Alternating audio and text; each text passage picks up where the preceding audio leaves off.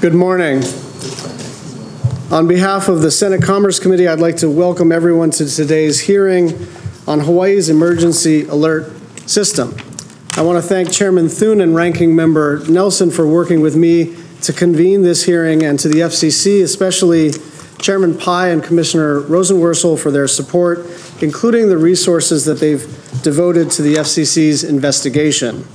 I also want to thank each of the witnesses who are here today to testify and the members of our delegation, Senator Hirono, Congresswoman Hanabusa, and Congresswoman Gabbard for being here and for our partnership in the aftermath of the false alarm, and of course, finally to the East-West Center for hosting this hearing.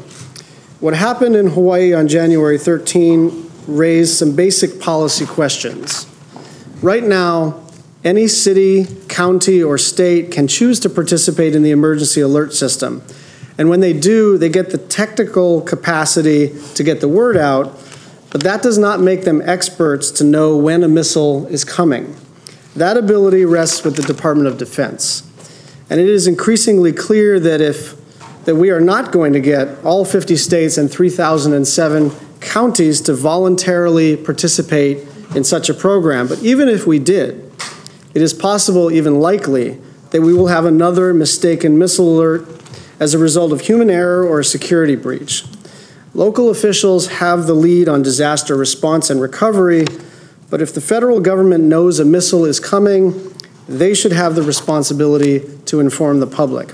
In other words, a missile attack is not a local question. The people who know first should be the people who tell the rest of us.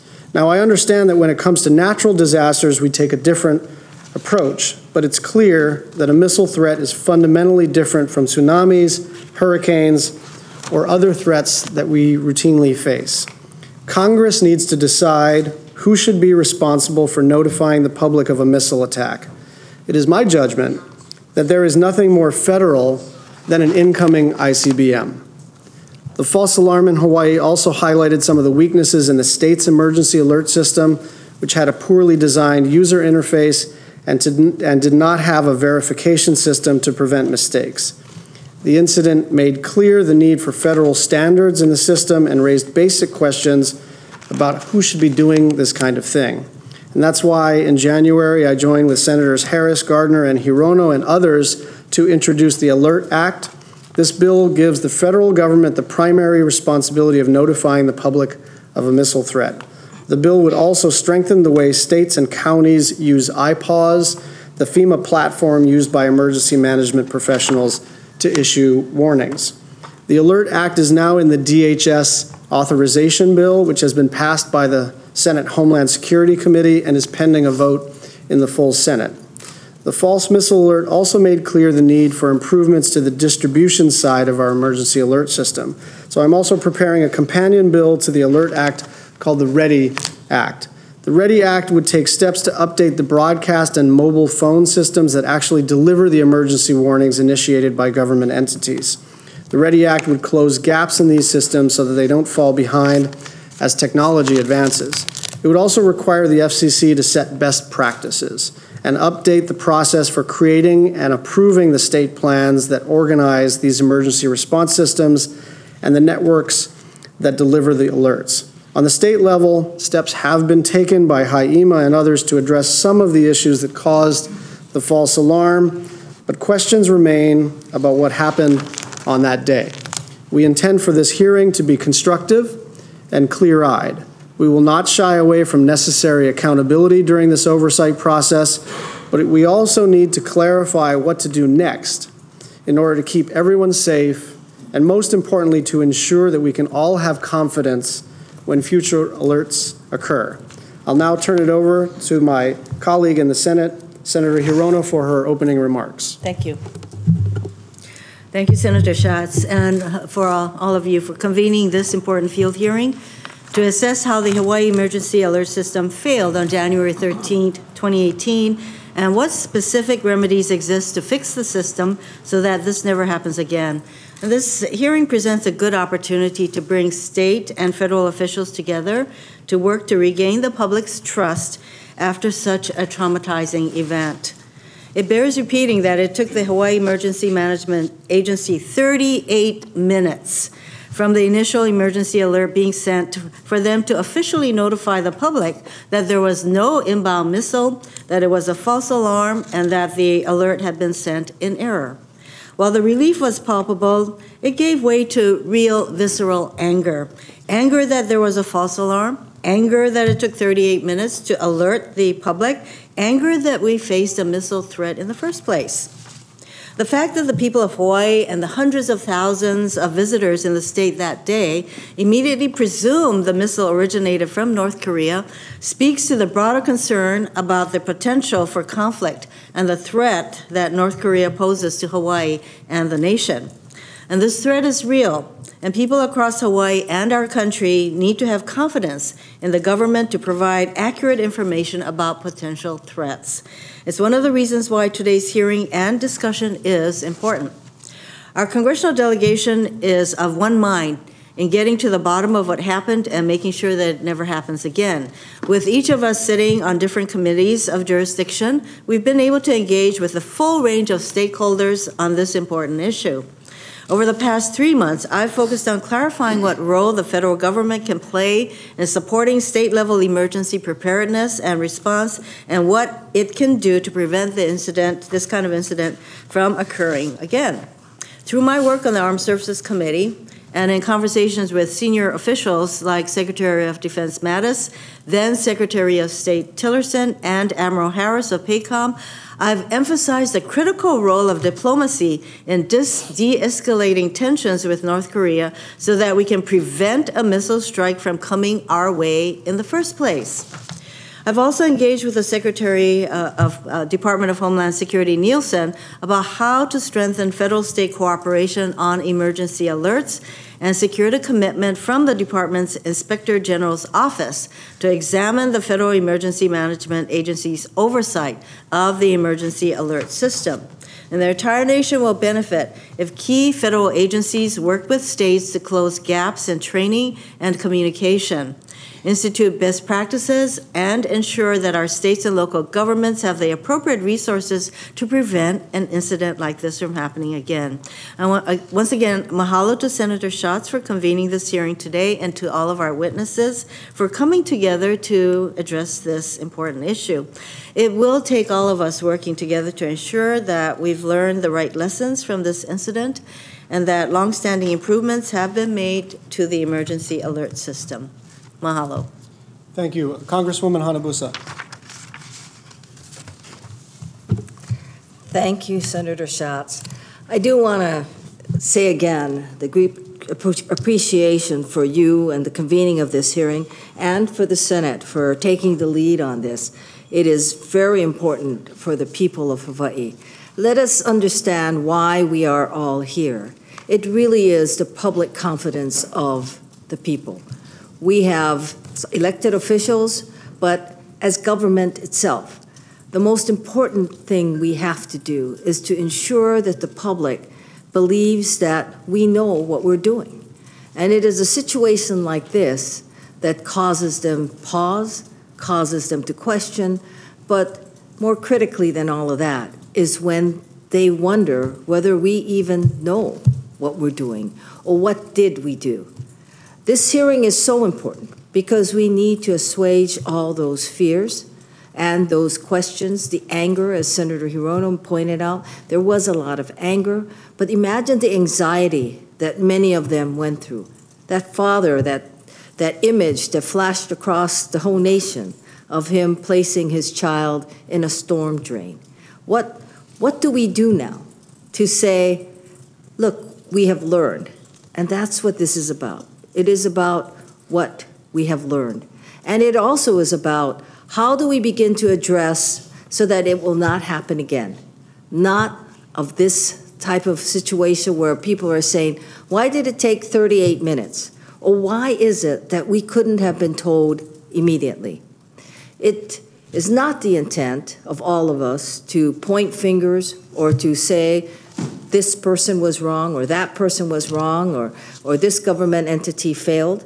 But it is to say, how do we now come back to all of you and say to the public that we are addressing the major mishaps? Part of addressing the major mishaps is not simply identifying what happened, it is giving people the sense of security that we really do know what we're doing. I share the sentiment that Senator Schatz initially stated, which is that maybe when it comes to natural disasters or disasters period or warning or HIEMA's jurisdiction, maybe it is time for us to draw the distinction between that which is a, quote, natural disaster, hurricanes, basically tsunamis, floods. Maybe that's one category. But when it comes to ballistic missiles, maybe that should be a separate category. And I still recall that day. What caused so many people pause was when that banner went up on one of the television stations that says PACOM confirms. That, I think, set a different tone for everything that was happening. And we have subsequently learned that PACOM is part of this system. So the sirens went off in Pearl Harbor. The Pearl Harbor workers also ran off the base and drove off the base. So the question becomes why? And who should address it? Representative Gabbard and I have asked the House Armed Services Committee to look into that because we do believe that there is a role that the military has to play. And the role that the military has to play is one of really assuring the people across the United States, but especially in Hawaii, when we look at PACOM, that in fact it is a true situation versus, quote, a drill. So this hearing, I hope, will help all of you understand and give the people at least some sense of public confidence again, that government can do this right and government is asking the right questions. So again, Senator Schatz, thank you so very much, and Senator Hirono as well for the Senate's leadership in this matter. Mahalo. Thank you. Congresswoman Gabbard. Thank you, Senator Schatz and your committee for convening this very important hearing today. It's important that these conversations not only happen in Washington, but that they happen here in Hawaii. Mahalo to our witnesses for coming and joining us today, and thanks to the East-West Center for hosting us. What happened on January 13th was a wake-up call for everyone here in Hawaii and to leaders across the country, really showing barely the stark reality of what the chaos of a nuclear strike on Hawaii would be like. We saw many of those powerful images, and I still hear from constituents across the state now about what they did during those minutes following that false missile alert, the tough choices that they were having to make about how they would spend those last, what they thought were those last remaining minutes of their lives. They remain frustrated with a lack of clear answers and really clear direction on what do we do? What do people do in this situation? I look forward to the conversations this morning to be able to help provide those answers. I've heard from many of my colleagues in Congress who have watched closely what happened here in Hawaii and causing them now to ask questions within their own states, within their own communities about their level of preparedness and their actions that they can take now to make sure that something like this does not happen there. Along with Congresswoman Hanabusa, I've introduced two bills in the House of Representatives to help deal with some of these issues. The first is the Civil Defense Accountability Act, which is really focused and centered around transparency and accountability, requiring public reporting from the federal agencies involved, including FEMA, the Department of Defense, and the FCC, to make sure that the lessons learned here in Hawaii are shared in communities and states across the country, and requiring the Department of Homeland Security to review the current notification protocols for these ballistic missile threats, studying the best practices regarding civil defense emergencies to prevent a similar catastrophic mistake from happening again. The second bill is the Civil Defense Preparedness Act, which would expand existing Department of Homeland Security terrorism and catastrophic event grant programs to include improving nuclear, biological, and chemical attack preparedness. Like I said, this event has really laid bare the lack of preparedness and the lack of response plans in place, and the need for resources to our communities and our states to be able to harden the infrastructure and to put these plans in place. The grants could be used for things like training, protective equipment, building reinforcements, and other community preparedness measures to ensure that our local and state governments have the support that they need. One glaring problem that came to light was that many cell phones, wireless phones, did not receive the wireless emergency alert. Different people in different parts of the state, for one reason or another, did not even know that this false missile alert had gone out. This is something that needs to be resolved. It also, again, became very clear the lack of response plans in place, both at the leadership level as well as within the community, on what would happen if this were not a false missile alert, if the alert were real, and we were facing a chemical, biological, radiological, or nuclear attack. What Hawaii went through in January can never happen again. We must take the corrective actions necessary to make sure that a false alert never goes on, but we also have to make sure that we are prepared in the event of a real attack. We have to improve our emergency alert dissemination to fit with the changing technological environment and ensure that everyone is reached and fully informed. We will continue to work to strengthen our missile defense systems, but most importantly, we have to do all that we can to deal with this underlying threat and the fact that we are facing this threat at all. We need to exhaust all diplomatic efforts to continue to work towards denuclearizing North Korea, bring about peace, and prevent an all-out catastrophic war. Thank you, Senator Schatz. Thank you to our witnesses. Look forward to our conversation. Thank you, Congresswoman Gabbard. We will start with our first panel. We're going to have 5 minutes of testimony and 5-minute rounds of questions from each of the members of the delegation, and we want to thank Jessica Rosenworcel, FCC Commissioner, for being here. Ms. Rosenworcel. Good morning to the members of the Senate Commerce Committee in absentia, and in particular to Senator Schatz, whose leadership has brought us all here today. Years ago, I had the privilege of serving as counsel to the late Senator Inoue, who was then the chairman of this committee, so it's a special treat to be back here in the Aloha State. I'm also so glad that Senator Hirono, Representative Hanabusa, and Representative Gabbard are here to join this important discussion. Back in Washington, I serve as a commissioner at the Federal Communications Commission. Every day, I see how communications technology is changing every aspect of civic and commercial life. And when it comes to the most critical aspect of our communications, emergency alerts, I know that we bear a special responsibility. The FCC sets technical requirements for both the emergency alert system and wireless emergency alerts. And our work then informs the work of others across government, including the Federal Emergency Management Agency. But the bottom line for every entity involved in emergency alerts is that the public needs confidence in the systems that warn us when the unthinkable occurs. Now, as we all know, on January 13th, the people of Hawaii woke to ominous messages flashing on their mobile phones, booming in from radio stations, and lighting up their television screens. These messages commanded all who saw and heard them to seek immediate shelter due to a ballistic missile threat, and they included those haunting words, "This is not a drill." Now, from my experience working for Hawaii, I know that the people of the state are resilient. I know that they are keenly aware of old and new global threats to security, especially in the Pacific.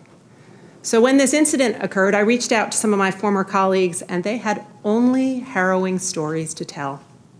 I still can't quite imagine it, being told you only have minutes left to live and knowing that everything you hold dear could be destroyed. When the threat was over, I am sure that the people of Hawaii held their children a little bit closer. I know I did the same that night. After the false missile alert, the chairman of the FCC swiftly called for an investigation, and this was the right thing to do. The agency staff got to work, as did officials in Hawaii who conducted their own investigation. Those investigations have revealed that this false alert could have been avoided and its effects could have been mitigated. There were serious failures at the point of alert origination, the Hawaii Emergency Management Agency. These errors were both human and operational. There appears to have been a miscommunication between personnel that fateful morning. There was an apparent deviation from the script of the agency's drill procedure. There was a human failure to recognize that a drill was even being conducted. These problems were compounded by a lack of secondary checks to prevent one person from mistakenly sending an alert to the entire state. And there were also no software checks to differentiate between a testing environment and a live environment. And to make matters worse, it took a full 38 minutes to issue an alert correction, and there were no pre-existing systems to do so. None of this is acceptable. We need to do better. This is true here in this state and across the country because false alerts have happened elsewhere, including in the last year in Polk County, Iowa, and Riverside County, California. In short, it can happen anywhere. So what can we do about it? We need ideas to fix these problems, so here are some of mine. For starters, the FCC has conducted an investigation. It now has a final report. It needs to make that report public as soon as possible. Next, state emergency alert system plans are filed with the FCC, and they're subject to annual confirmation. It's time to make that process a meaningful one by making sure every plan is up to date. The Hawaii plan filed with the FCC was over a decade old. The FCC should prevent this from happening by serving as a convening force to develop a checklist of best practices, including security protocols, at the local, state, and federal level, and then support their inclusion in up-to-date annual EAS filings. Second, the FCC does not now have a reporting system for false alerts. I think we should have one. And I think if we did, we'd be able to study what happens, learn from it, and prevent it from happening again. I also think the FCC needs to be mindful of future alert capabilities from embedded multimedia to many-to-one communications that allow for public feedback, and to explore how to make those viable in the marketplace. Finally, and I'm stepping out of my jurisdiction here, I do think we need to address failures at the alert origination point. To this end, I know the recently introduced Alert Act proposes improvements, including clear lines of responsibility, specifically when it comes to missile threats. So let me close by thanking you for having me at this hearing. I'm happy to answer any questions you might have. Thank you, Commissioner Rosenworcel. I'll start with the first thing you talked about. The FCC oversees this process in which states submit their plans. And you said it's subject to annual confirmation. Is that just a check to see that something is on file? In other words, it sounds from your language that there's not a ton of analysis that goes on. You're just checking to see that it has been submitted and it is complete. Is that correct? You're right. Okay, so it seems to me that the FCC has a real opportunity to drive change here. And in the development of the specifications for the EAS plan and the WEA plan, that form can follow function, right? That you can really develop best practices by requiring something meaningful in these specs. And I'm wondering if that's the direction that the Commission is going right now. I think that's a terrific idea, Senator. It's certainly the direction I would like to see the agency go. We're already requiring states to file these plans with us. We should make that process a meaningful one. We can convene all sorts of authorities, identify best practices, create a checklist of those best practices, and induce states to follow them through this filing process. I think that would help make all of us safer going forward. Do you have the capacity within the FCC to provide this kind of technical expertise? I believe we do. I've got to urge my colleagues to agree with me. Okay, thank you. I wanted to ask about the problem that we found as members of Congress, as leaders in the government, both state, federal, and county, jammed phone lines. Actually, members of the media as well. People trying to call in to Hawaii News Now or KSSK, or I was trying to call into PACOM, and phone lines were jammed. And it seems to me that this is a absolutely solvable problem, and I'm wondering if you can shed some light on that. Sure. Most of our networks are built to withstand capacity about 99% of the time. The problem is when they are overloaded. Sometimes you can anticipate an overload if there's a concert or a protest in a big event, and networks can be adjusted with cellular service on wheels and the like in order to take care of that excess capacity. But in an emergency like this, you can't plan for it. Federal, state, and local officials, though, are eligible for the Government Emergency Telecommunications Service and Wireless Priority Service programs. And I think as we review what happened here in Hawaii, we should ask whether or not our state authorities are taking advantage of those programs, which help them get priority when networks are jammed. I think this is a really important point, and I'd like this to be a takeaway probably for HIEMA, that the GET card is available to government leaders. Many of us didn't know that it existed.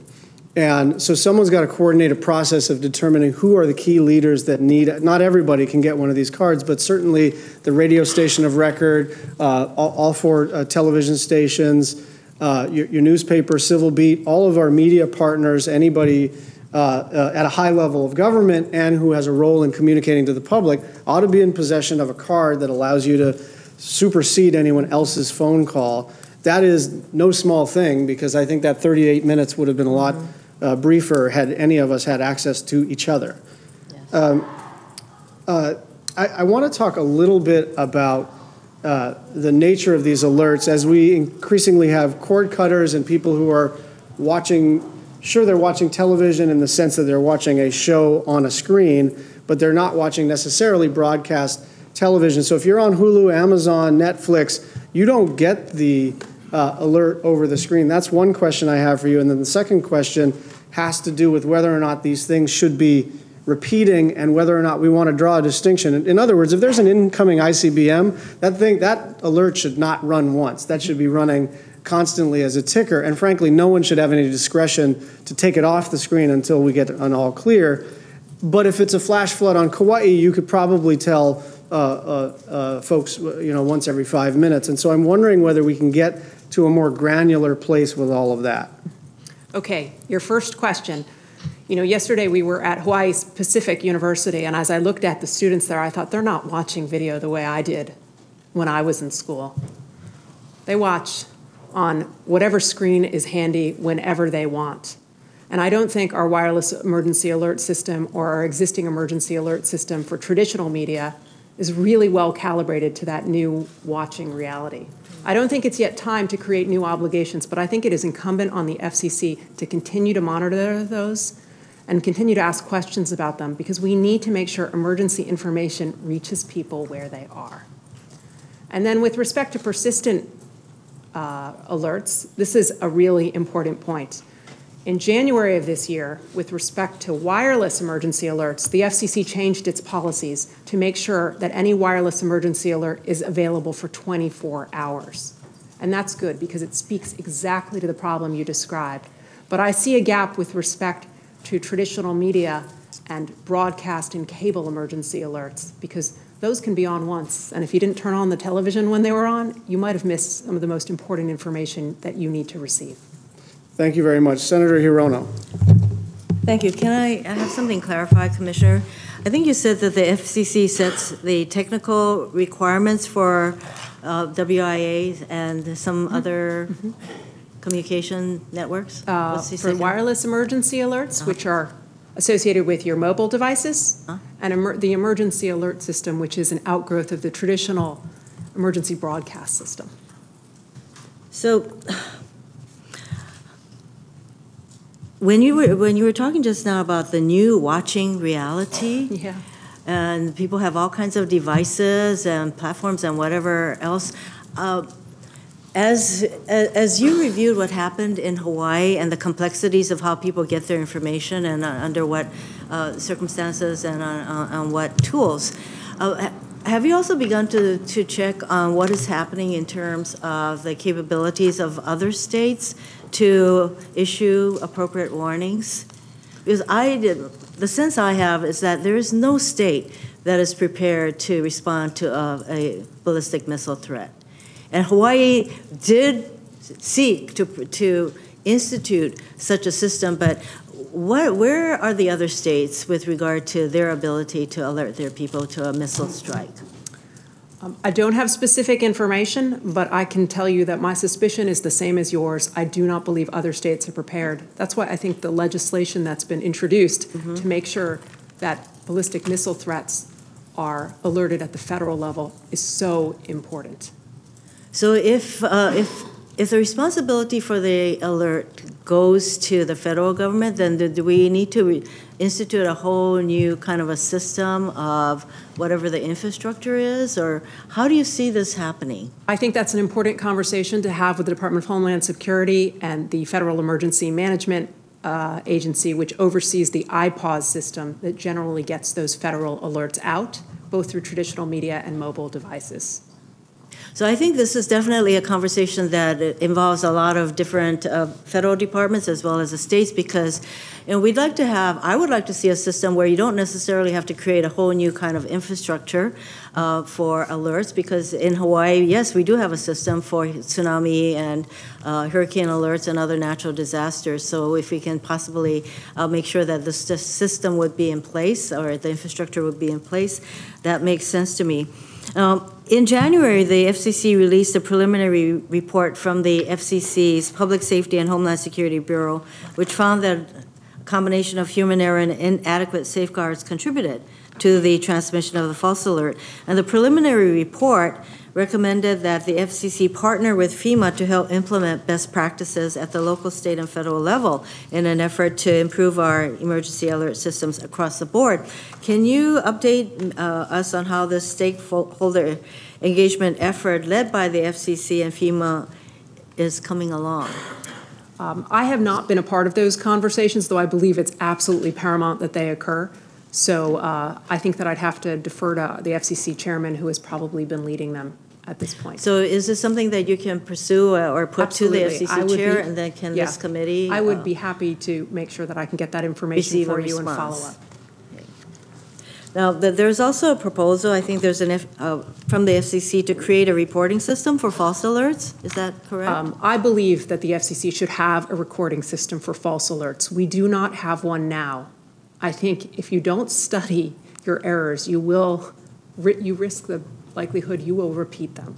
So I think it's important that you do get the information about false alerts when they, after they've occurred, I guess. Do you think it's also important for FCC to know when false alerts occur in real time? I think we're going to have to identify what's the appropriate reporting practice, because if there is a false alert, I think the priority needs to be to make sure that the individuals who received it get accurate information. I don't want it to be the bureaucratic hassle associated with reporting obligations to the FCC. But I do think we need to develop a record when these happen, because if we identify patterns of behavior that are causing them to happen, we can take steps to make sure they do not happen again. So I recall that I was here when 9/11 occurred, and there were huge problems with interoperability of the police department, the first responders, all of that. And I don't even know if we have resolved those issues. I don't think we've still gotten that down. And so here we are with this potential missile attack. And you have all these different first responders, you have different federal agencies, and I think that what Senator Schatz pointed out about our ability to communicate with each other, I think that is quite the challenge to figure that out and to make sure that we are able to communicate with each other. As I said, after 9/11, I'm not sure that we're still resolve that issue. I think you're absolutely right. I will point out that since 2012 law passed by Congress, there is now a process in place to make sure that all first responders use the same 700 megahertz spectrum. And as a result, they will have common interfaces and be able to talk to one another in ways they were not able to on that fateful day. And do you think we should have that kind of capability with regard to missile attacks? I just think we need a level of coordination in order to ensure that people stay safe and they get the information they need. Thank you. Thank you, Mr. Chairman. Congresswoman Hanabusa. Thank you, Senator Schatz. Commissioner, welcome.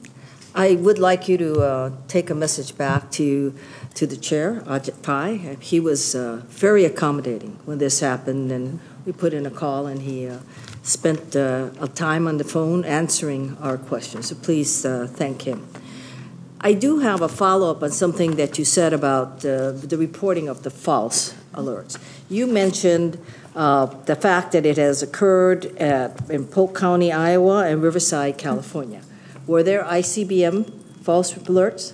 No. They weren't? They were not. Okay, so what kind of false alerts were they? You know, I found them in news reports because right after this occurred, I thought it would be prudent to try to identify other places where this was happening. One would involve direction to shelter in place, another involved an emergency evacuation that was not necessary. I'm confident there are other places. I think we have to develop a way to study them comprehensively. So along those lines, do you know how long it took to either retract or repeal those false alerts? I don't have that information for you right here, right now. I could look for it for you, though. Because the representative from Riverside has never brought up that he had one, so I was just curious. I'll go back and ask him. All right. The other thing that you said that I was curious about was the fact that Hawaii's plan is over a decade old. So if Hawaii's plans is over a decade old, as you know, this whole issue of the ICBMs or ballistic missile alerts is sort of recent. I don't think we're going back to the Cold War, but basically that's what they did. So are we correct that there's never been even a small update to say, and by the way, we're going to do a missile alert as part of our plan? Not to my knowledge. And what was the purpose of these plans? Well, the purpose of these plans was compliance with the FCC's emergency alert system obligations, which apply to more traditional media like broadcast and radio. The act of filing them should be something more than bureaucratic, though.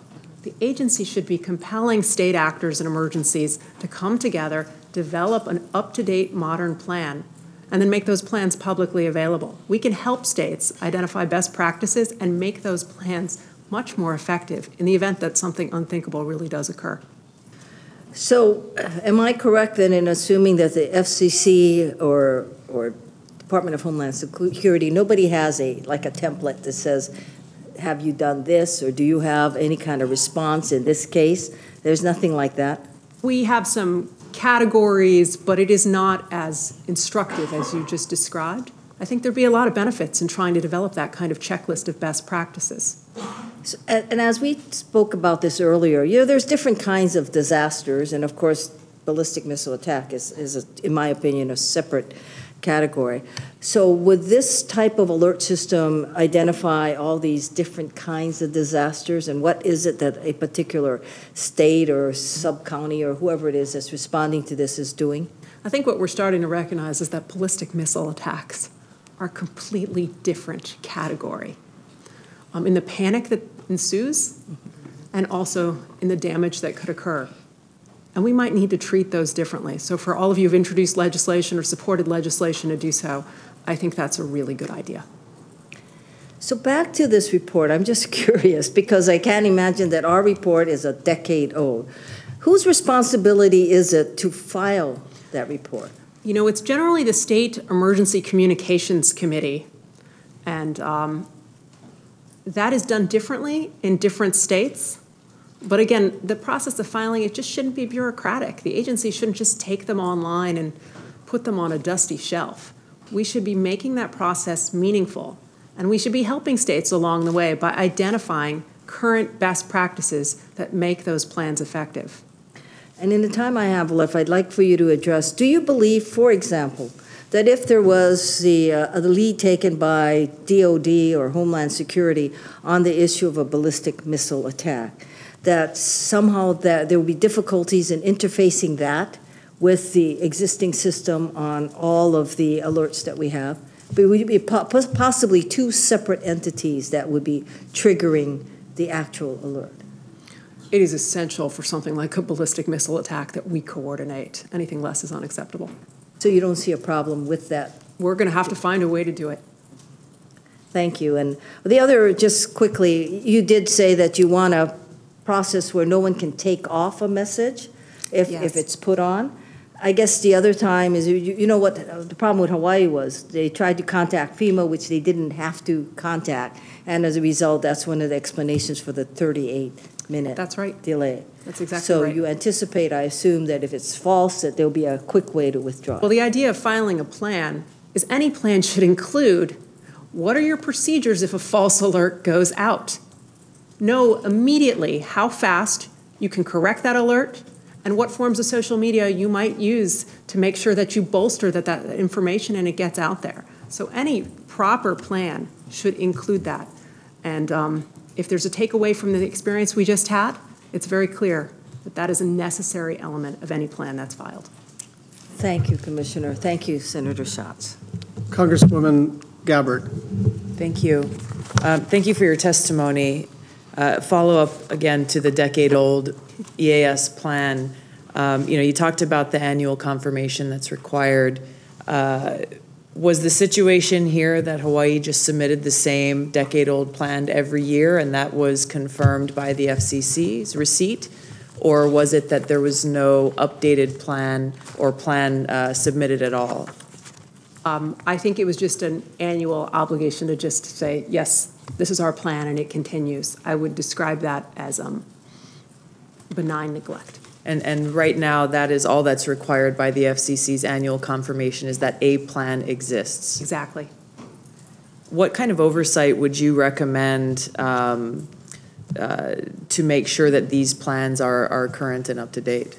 Well, the FCC is a terrific convening force. We could set up a blue ribbon panel. We could have experts from multiple states, including states that have experienced false alerts, come together and say these are the key elements of an effective plan. We could assess them, identify a checklist of best practices, and then encourage every state that files with us to comply with them. And over time, to the extent they don't, we should incentivize them to do so. We can also work with our colleagues at FEMA, which oversees the IPAWS process, which sends out alerts, to make sure that they have comparable memoranda of understanding, or work with their state actors to make sure we are all rowing in the same direction and making those plans up to date and effective. And is there currently any form of recourse or accountability measure that the FCC has if a state is not in compliance? No, I don't believe so. With regard to the wireless emergency alert system, I think what came to light was that wireless providers are not required or obligated to participate.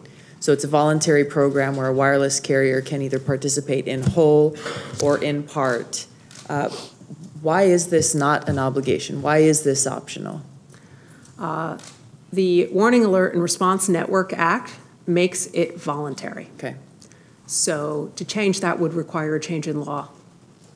And I wrote a letter to Chairman Pai about tracking, right? How do we know how many of these carriers participate in whole versus in part? And he sent a reply basically saying that it is tracked which carriers participate and whether it's in whole or in part. But for those who participate in part, there is no current mechanism to track what geographic areas may or may not be covered. So for us here in Hawaii, Chairman Pai confirmed that the FCC is not aware of any eligible wireless provider that has elected not to participate. But those who have chosen to participate in part, there is no current collection of information with regards to what geographic areas are covered or not. Can you comment on what I see as a big problem in that our residents don't know if their carriers are covering them where they live or work? I agree with you. That's a problem. I think we need to figure out where coverage exists and does not. There are 3 ways I think you could do that. Like I mentioned at the outset, you could change the Warning Alert and Response Network Act, which makes this wholly voluntary. Second, you could follow up with the FCC and ask us, in light of your earlier correspondence, to reach out to every carrier that serves in Hawaii and ask, please tell us, where do you serve and not serve? Are there certain islands, for instance, where residents are likely to be left behind?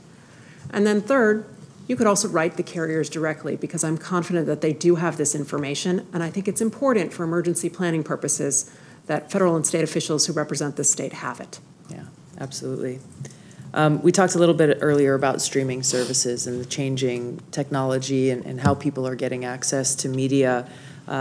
While this is a big shift and change that needs to be addressed, do you know if the SEC has started kind of studying this and how this technology could be used to get these emergency alerts out there?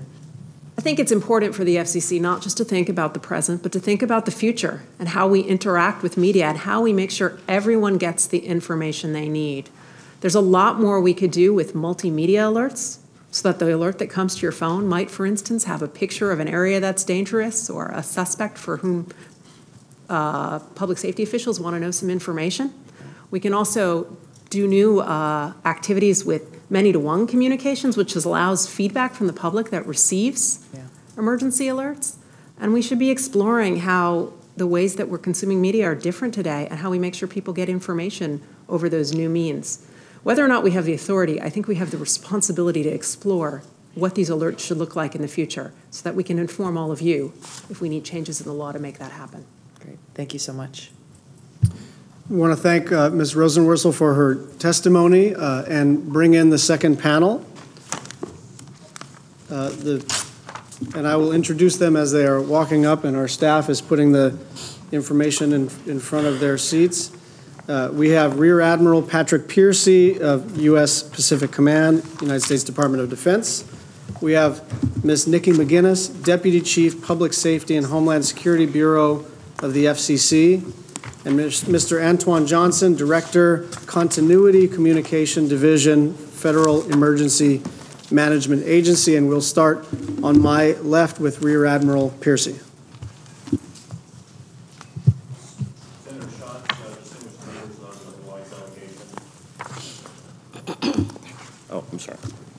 Senator Schatz, distinguished members of the Hawaii delegation, thank you for the opportunity to appear before you today.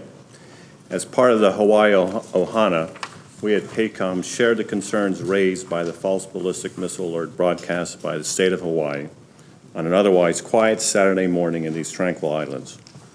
PACOM works hand in hand with federal and state agencies, both in times of calm and in times of crisis, to defend our homeland and our citizens. This is PACOM's enduring responsibility and Admiral Harris's #1 priority.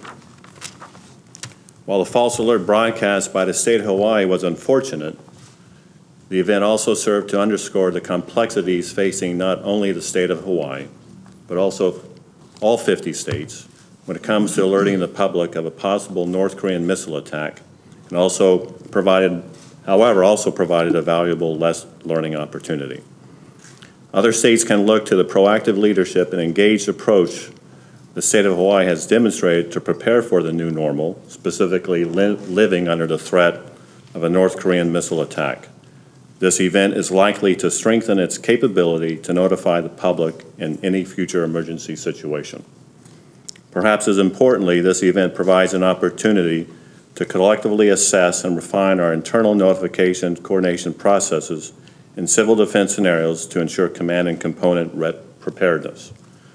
To this end, PACOM will continue to maintain a close relationship with the state of Hawaii. PACOM will again participate in a triennial Defense Support of Civil Authorities Executive Steering Board designed to facilitate, coordinate, align, and prioritize support of DISCA efforts. With reference to the 13 January incident, U.S. PACOM's review of actions validated the fact that this alert was not generated through DoD channels. It was in fact a false alarm generated by the state of Hawaii. U.S. PACOM assisted the state of Hawaii by validating that this alert was false and communicating the same to the military components in Hawaii. As the state of Hawaii has no means to independently detect a missile launch, the proper sequencing of ballistic missile notification to the state of Hawaii authorities is from the FEMA to HAIMA. Simultaneously, U.S. PACOM validates the occurrence of a launch to HAIMA and notifies other DoD command centers in the Pacific via classified conference call. PACOM remains in close coordination with HAIMA, FEMA Region 9, U.S. Northern Command, and Department of Defense stakeholders to gather lessons learned, identify areas requiring improvement, and refine notification processes. Of the things that went well, perhaps most importantly, the event validated the importance of the existing missile notification coordination between civil and military authorities.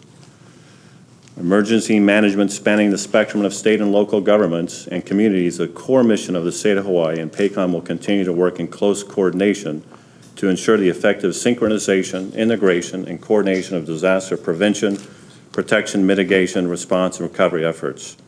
This coordination has taken place since 2009 and has been used during every ballistic missile event. PACOM learned from this experience as well.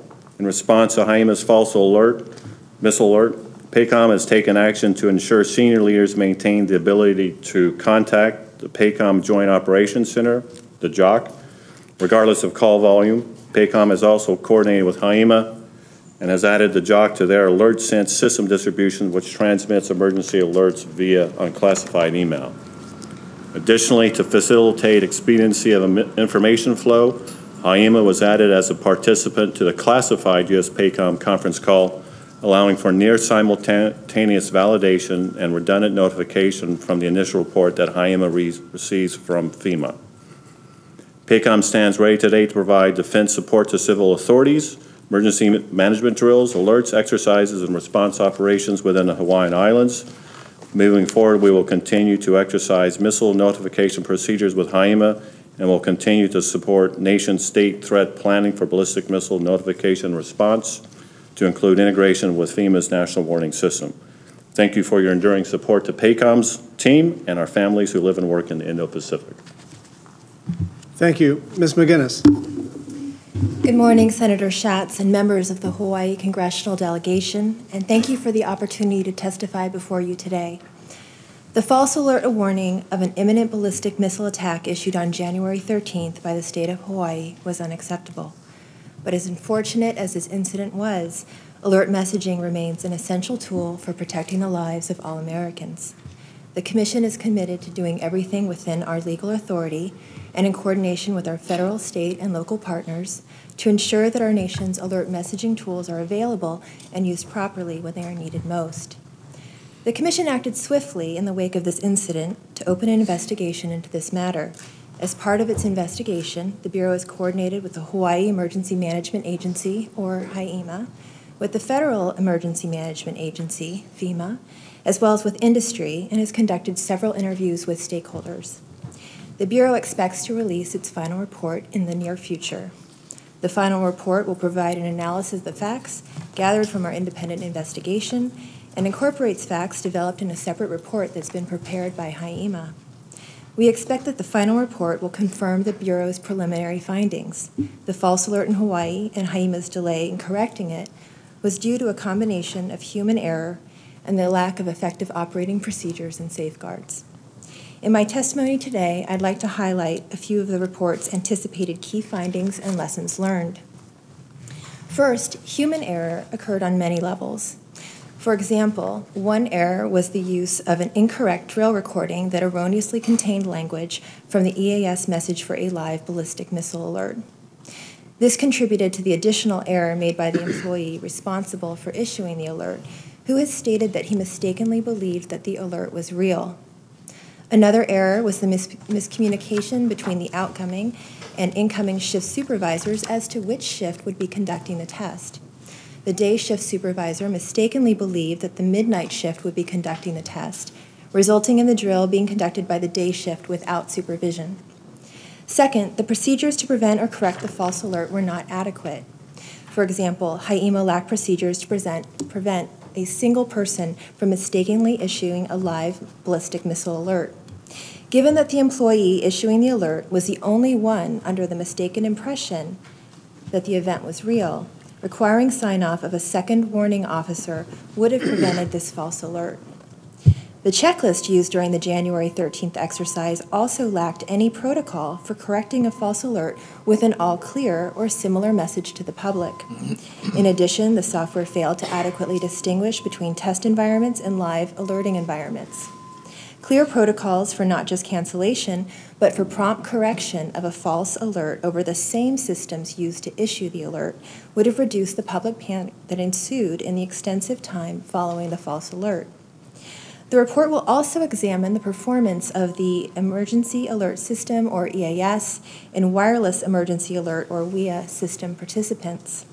As the report will explain in greater detail, these technical systems generally broadcast the alerts as designed. Where the alert was not transmitted by the EAS, we understand that those protocols are being addressed to ensure transmission in the future. With respect to WEA, we have heard issues regarding whether some consumer devices appropriately received and displayed the alerts. While there are multiple reasons why this could have been the case that are not system failures, for example, if the consumer was on a 3G call or data session during the relatively short active duration of the alert, we are continuing to study this issue. The most important outcome of this investigation, however, is the identification of lessons learned and best practices to prevent this type of mistake from occurring in the future. The final report will offer recommendations to state, local, tribal, and territorial emergency alert originators and managers to minimize the risk of similar incidents occurring in the future. HIEMA is already implemented or is in the process of implementing many of these.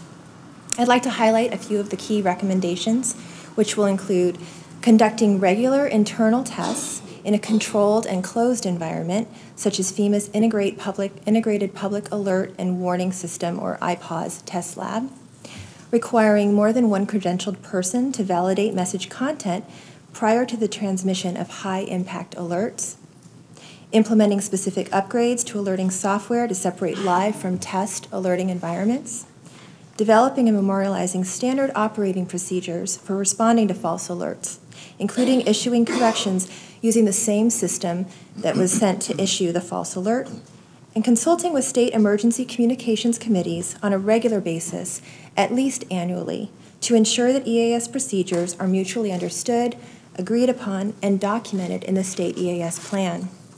The Bureau intends to follow up on these recommendations by engaging in additional outreach in coordination with our partners at FEMA to encourage the use of these best practices, including a planned webinar and roundtable.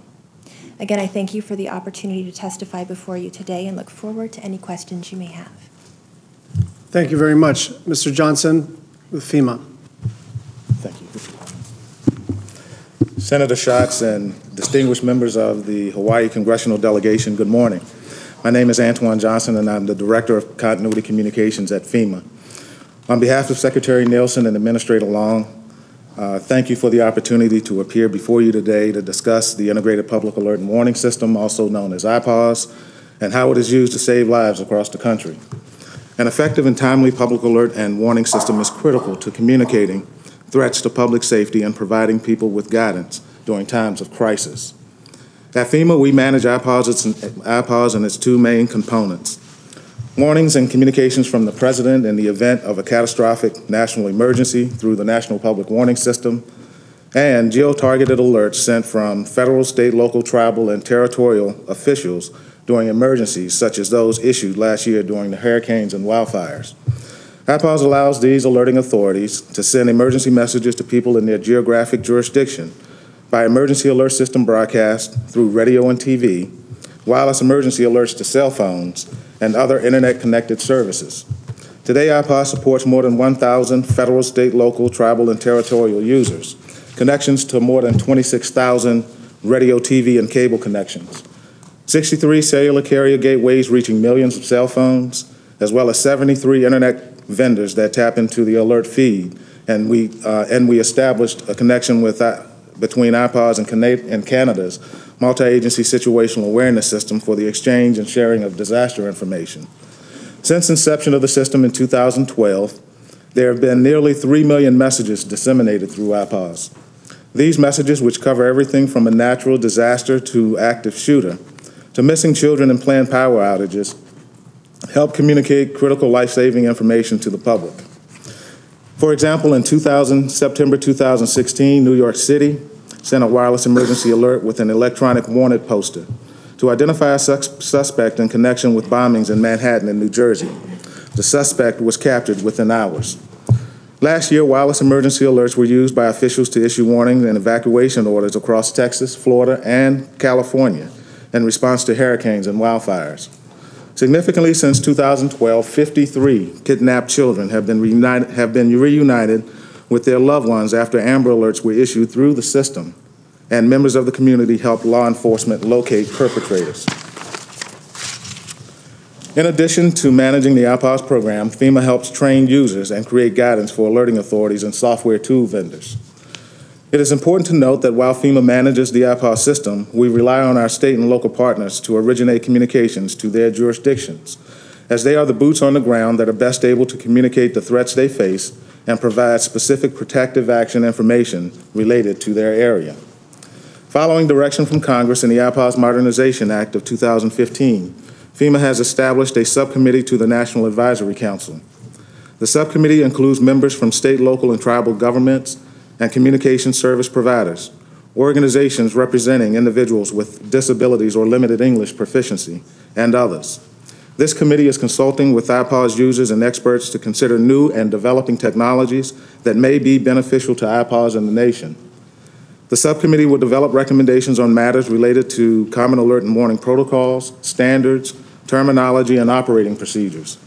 Through this subcommittee, we are looking at recent uses of the system, including use during the 2017 natural disasters, as well as the false alert in Hawaii, to identify lessons learned and best practices to fold into these recommendations.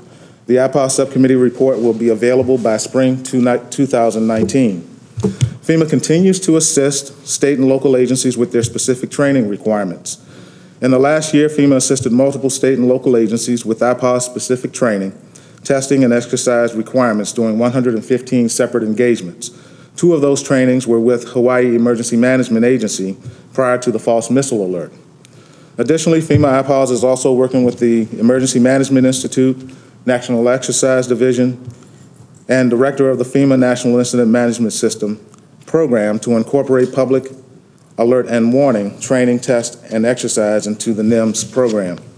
This month, FEMA will launch an online collaborative forum to enable alerting authorities and software developers to share best practices, operating procedures, and safeguards, and alerting concepts for their communities. FEMA is assisting states with guidance on the type of alerts a state may wish to include in their state warning plans, and alert and warning template tailoring according to each state's specific needs. This month, FEMA will issue recommendations to vendors to address functionality issues to clearly illustrate when alerting originators are in the test or live environment. I look forward to continuing to work with Congress and provide updates as we move forward with recommendations to continue to modernize the system and our processes. I am grateful for the opportunity to appear before you today, and I am happy to respond to any questions the subcommittee may have at this time. Thank you. Well, thank all the testifiers. My first question is for Ms. McGinnis. When can we expect the report? In the near future. Are we talking about days or weeks? Well, we wanted to take some time to benefit particularly from, thank you. Apologize, just to repeat, we wanted to take some time to benefit from this hearing today to have that opportunity to fold that into the report. So, but you're almost done. Correct. We are almost okay. done, but we want to make sure that it's thorough, and we're listening very closely to the testimony and information shared today. Thank you. The next question is for Admiral Piercy. The sirens went off at the Joint Bases Pearl Harbor Hickam, is that correct? Yes, sir. And did they go off on any other bases or installations? They also went off in the Waiua complex. Now, does HIEMA have the ability to set off a siren on a base or an installation, or was that in response to the HIEMA errant missile notification, and then someone, a Department of Defense personnel, pressed the button to set off the sirens? The latter is correct, sir. So in response to the false alert, a command duty officer activated the sirens for both the Waiua complex and also the Joint Base Pearl Harbor Hickam area. So if we're able to enact our legislation, all of our legislation, this would be moot. But in the meantime, I'm assuming you're doing after-action analysis to make sure that your people are not responding to any errant information coming from the HIEMA side. So that's, yes, sir, that's correct. We conducted an informal after-action analysis review, and we determined that we do have procedures in place to ensure there's appropriate backup. In this particular case, the command duty officer did not go through the normal process to validate with another command duty officer that this was an actual alert. Okay, could you follow up for the members and for the committee, and especially for the other members of the delegation, members of the Armed Services Committee, to understand exactly how you're changing your procedures and your training to make sure that something like that doesn't happen again? Sure. Thank you. Mr. Johnson, I want to talk a little bit about the way FEMA highlights best practices. And I think when it comes to natural disasters, you have so many reps, if you will. You have so many iterations and so many years of experience that if you're doing, flood notification, wildfire notification, tsunami, hurricane, that merely highlighting a best practice is a useful way to do this because it's highly localized stuff. But we have a voluntary program for missile alert notification. We had 1 state, 0 territories, 0 counties participating. You got 3,017 counties. I doubt any other state is going to be rushing in to voluntarily participate in this program. And so you have a couple of problems. First, no one wants to voluntarily participate in this program at this point. Second of all, to the extent that FEMA provides a service under normal circumstances in highlighting what states and counties are doing right, there are no examples of what states and counties are doing right. There are no best practices at this point. The FCC is leaning into this. FEMA is considering this, but frankly, the way you're configured is to simply look at what other places are doing and saying this works, this maybe is not so good, but you have literally no examples for other states or counties to consider best practices. So I'm wondering how you view missile alert notifications as possibly different from any other category, not merely as it relates to the Alert Act and who should be primarily responsible. That's another public policy question. But how do we get best practices if what your job is under normal circumstances to see what other states and counties are doing and then say, attaboy or attagirl, but there are literally no examples. So how is any state going to be able to follow any example if there are 0 examples to be followed? Great, thank you for that question. Today, in terms of voluntary participation in the IPOS program, all 50 states are voluntarily participating with IPOS. No, I know that. I'm saying there are 0 participants in a missile alert notification program, and I get that you can sort of, in a broad sense, show what states and counties are doing using IPOS. Mm-hmm. But I'm talking about a missile notification, which clearly we've learned from experience that there are different procedures, there are different protocols, there's more coordination, and it's frankly higher stakes. So I get that 50 states are participating in IPOS. I love IPOS. It works great for what it works for. It doesn't appear to be working for something which is essentially notifying the public of a war. Right, correct. And thank you so much for your question, Senator. I think that when we look at the history of alerting in the country and what's been done for the last 60-plus years, both on the technology side as well as what's been done in the social sciences arena with studies by the National Academies of Science and others. There's a great deal of room for improvement in terms of how we do things. But I would say that there are a number of best practices that have evolved over the last few years in terms of how states plan and organize organize their activities as it relates to alert and warning. Now, it is true that with the accidental warning, ballistic missile warning that took place here in Hawaii, it did prompt a number of other states to contact our office because you're right, they were not preparing or planning for a ballistic missile warning having to be issued by the state or anyone else. Well, to put a fine point on it, they call FEMA and say, I didn't know that was on us. Right, so there is some level of coordination and there's some degree of misunderstanding as to how the process works. We at FEMA are going back and revisiting that and working with the state and local governments so that they clearly understand what those responsibilities, those roles are when it comes to a ballistic missile warning or any other type threat to public safety. Thank you. Senator Hirono. Thank you. What I'm getting from our witnesses is that this is it's a lot more complicated than meets the eye because there are a number of federal agencies, state agencies, local authorities that are involved. And so to me, this really underscores how important it is that we not create an environment where a missile strike comes our way to Hawaii or any place else for that matter, because it is rather astounding to contemplate what might happen if there was an actual missile strike. Yes, we want to have the warning systems. At least the warning systems should be accurate. at least. But what happens after a missile strike would be, I would say, devastation and chaos. And so, I want to underscore some of the things that I said, as well as Congresswoman Gabbard, that we really need to shore up our diplomatic capabilities. Now, for the Admiral, then it was sort of alarming that the alarms went off at Joint Base Pearl Harbor, and that you had a person there who did not follow the appropriate protocols to verify. So I take it that this has led to all of you reviewing what it is that you folks do and how you interface with the local governments and our local alert systems. Yes, ma'am. As I mentioned before, we took the opportunity as we went through this process, one, to validate that we did not initiate the false alert. Mm-hmm.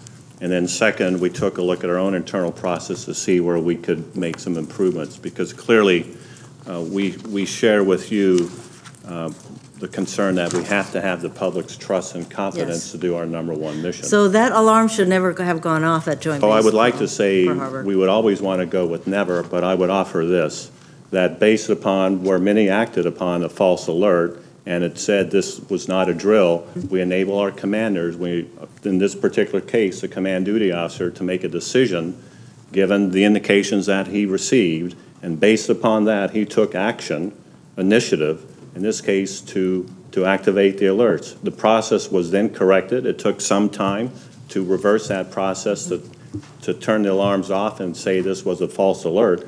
But what I have to face from a readiness side as a military officer is I have to create conditions that enable my leaders to make decisions. In this case, I will say that the particular individual did not make the right decision. Mm-hmm. However, and the process had backup, and we did not follow that process. But at the same time, I can't squash initiative, because I need that in cases where things aren't exactly always by the book. So I want there to be no accidents or incidents or mistakes, but the part of the readiness part here is I have to recognize that we have to create the conditions so that.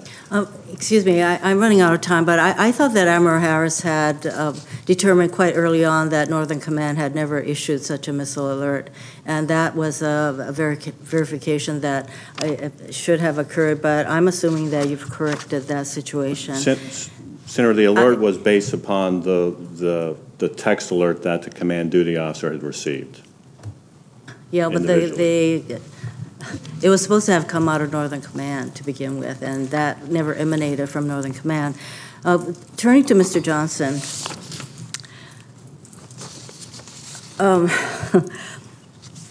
as we talk about how all of the states can update their plans, their emergency alert system plans, and that we have not done so, and I would probably not be wrong to assume that a lot of other states have not done so. So we're all sitting here talking about how can we enable them to understand what the best practices are. And the FCC commissioner said that they could convene different groups to come. But I noticed in your testimony that as a result of what happened in Hawaii, that FEMA is highlighting best practices to help guide alerting authorities. So what are the best practices that you have already identified, or are you still working on identifying best practices that could be sent out to the states to enable them to, for example, update their plans? Thank you, Senator Hirono. There are a number of initiatives that we're taking within FEMA, one of which that I'll mention is a number of nation-state threat meetings that are taking place to sort through internal procedures and protocols and how we will respond to that type of threat as a nation. But secondly, we're looking at things like testing and training. We want to make sure that there's adequate training, not only that's provided by the federal government, meaning FEMA, through the Emergency Management Institute, but we're also looking at the type of training that the software vendors who are providing these tools to state and locals that they provide, and ensuring that it's consistent and that they're providing adequate support 24/7 to respond to questions that the state may have on the use of their tool. For example, there was somewhat of a delay in contacting FEMA during the course of that errant message that went out on the 13th. Had the vendor that they were using at the time had a 24/7 more robust training, help desk capability, that question could have been answered very quickly without additional guidance or seeking FEMA guidance on that matter. So we're looking at testing and training. We're standing up this collaborative environment on Monday. I just got the word back from my office that Monday we will launch an environment that will allow state and local government as well as the private sector, technology providers to collaborate on best practices and as a whole of community come up with appropriate practices that can be applied by each of the states that have a responsibility or role in this area. So that's one of the others. We are working with the FCC in the review of state plans, ensuring that they not only address the emergency alert system and how that whole daisy chain plays out, but we're also looking at all of the emerging technologies, like the inclusion of wireless emergency alerts, or the inclusion of ATSC 3.0 technology, which is the next generation of over-the-air broadcast, to be able to disseminate information not only through the scroll or the audio message that appears on your screen, but other rich media as well, and to be able to provide that information in multiple languages, so to speak. So I appreciate that you are taking concrete steps and in conjunction with the FCC. So at some point, is there a report that comes that is made available to everyone of the various steps and the best practices that you all have identified? Yes. Is there a report that's coming? Yes, and so and later in the spring, FEMA will release its after-action report. It will contain a number of best practices as well as specific actions that FEMA is taking in response to the January 13th event. We will make that report available to the committee and others within the community. And so it will be fairly comprehensive, but will include things that are not necessarily knee-jerk reactions to an event like the one of January 13th, but will be more systematic in addressing some of the issues that surfaced as a result of that false missile alert. Thank you. Training, education, and all of the other things that we've talked about in short form this morning. Well, keep doing what you're doing. I look forward to the report. Thank you, Mr. Chairman. Thank you. Congresswoman Hanabusa. Thank you, Mr. Chairman. Admiral, I heard you say two different things, so let me try to clarify it. First, you said that part of readiness you have empowered whatever level that commander was, and given the fact that he, I guess, believed he got the alert, that it was a proper alert, he then triggered whatever he triggers, the sirens in both Pearl as well as in Waihawa. So are we talking about Schofield or someplace else in Waihawa? The Nick Tam's PAC facility in Waihawa, ma'am. Okay. So then you said that he didn't follow proper protocol. So first you're saying he's empowered to take action, which he apparently did. So let me ask you a follow-up on that. Is HIEMA's, I guess, notification, is that considered proper notification as far as PACOM is concerned? Proper notification would go through through military channels. So are you now saying that whoever it was, the commander who triggered the quote unquote the alert and Pearl Harbor, did not have and did not follow protocol because he triggered it and it should not, or the notification did not come through proper military channels? Or are you saying HIEMA's notification is considered part of proper military channels?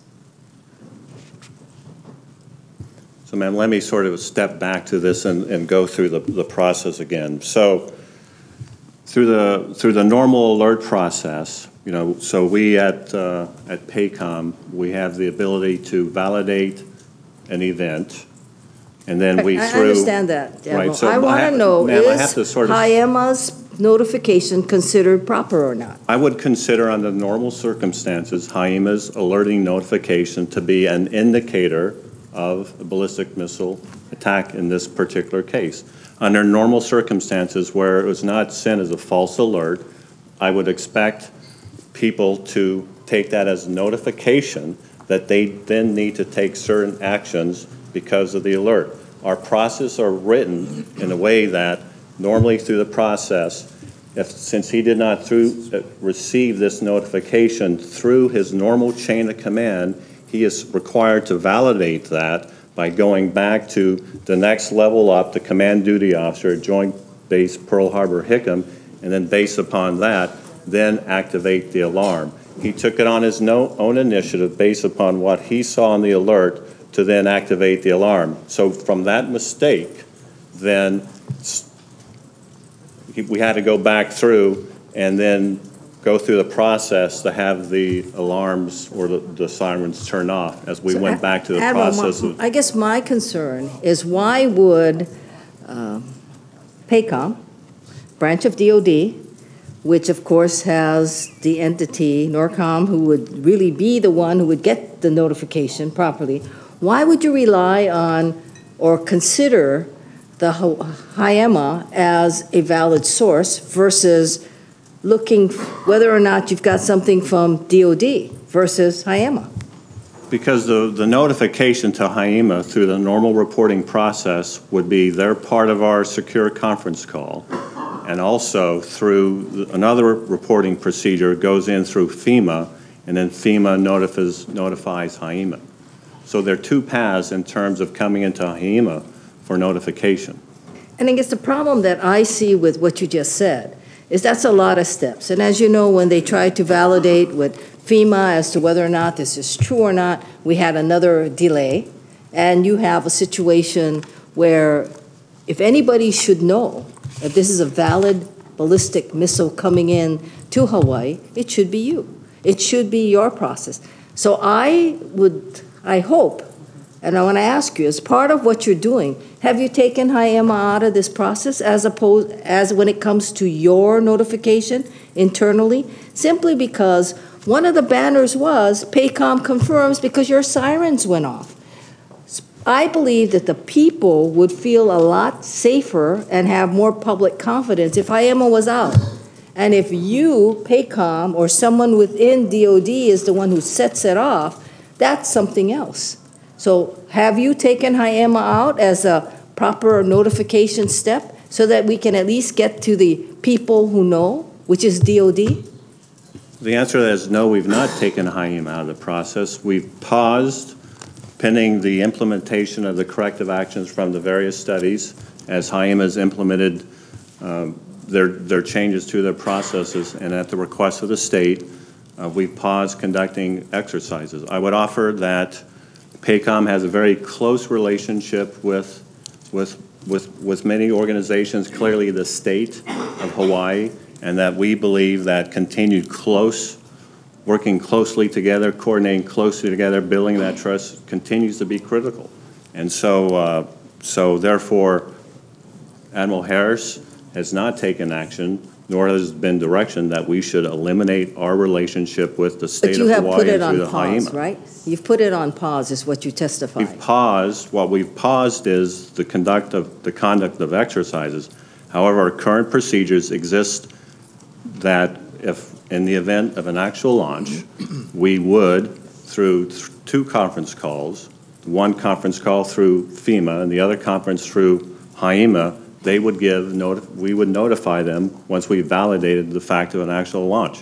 From our perspective, it's a parallel reporting method that also... I understand, Admiral. Let me just tell you this. A ballistic missile into Hawaii is an act of war. And I don't think you should be delaying notification by doing a parallel path or whatever else. If you know it is, you should act accordingly. And with that, thank you very much, and thank you, Senator Schatz. Representative Gabbard. Thank you.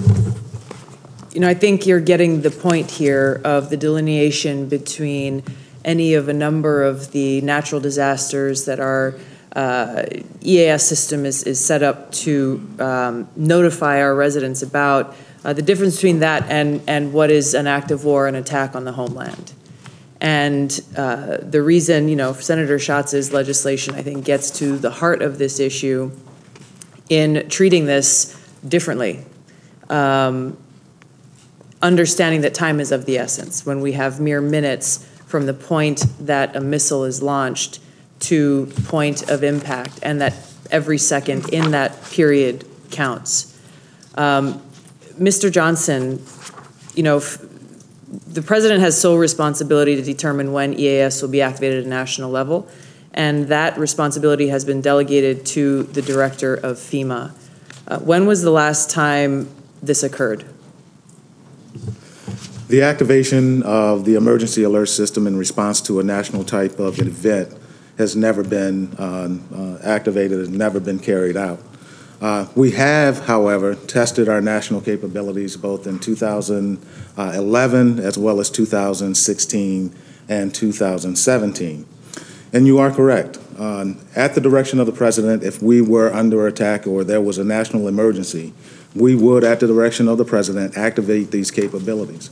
But until that direction is provided by the President, we would not activate those systems under any conditions. So this delegation of authority to the FEMA director really isn't a whole delegation, because the FEMA director would still wait for the President to take action. Is that correct? Right. So there are two things at play here. One is, of course, the executive order that was issued by President Bush in 2006, as well as the 1995 Statement of Requirements that were issued by President then Clinton.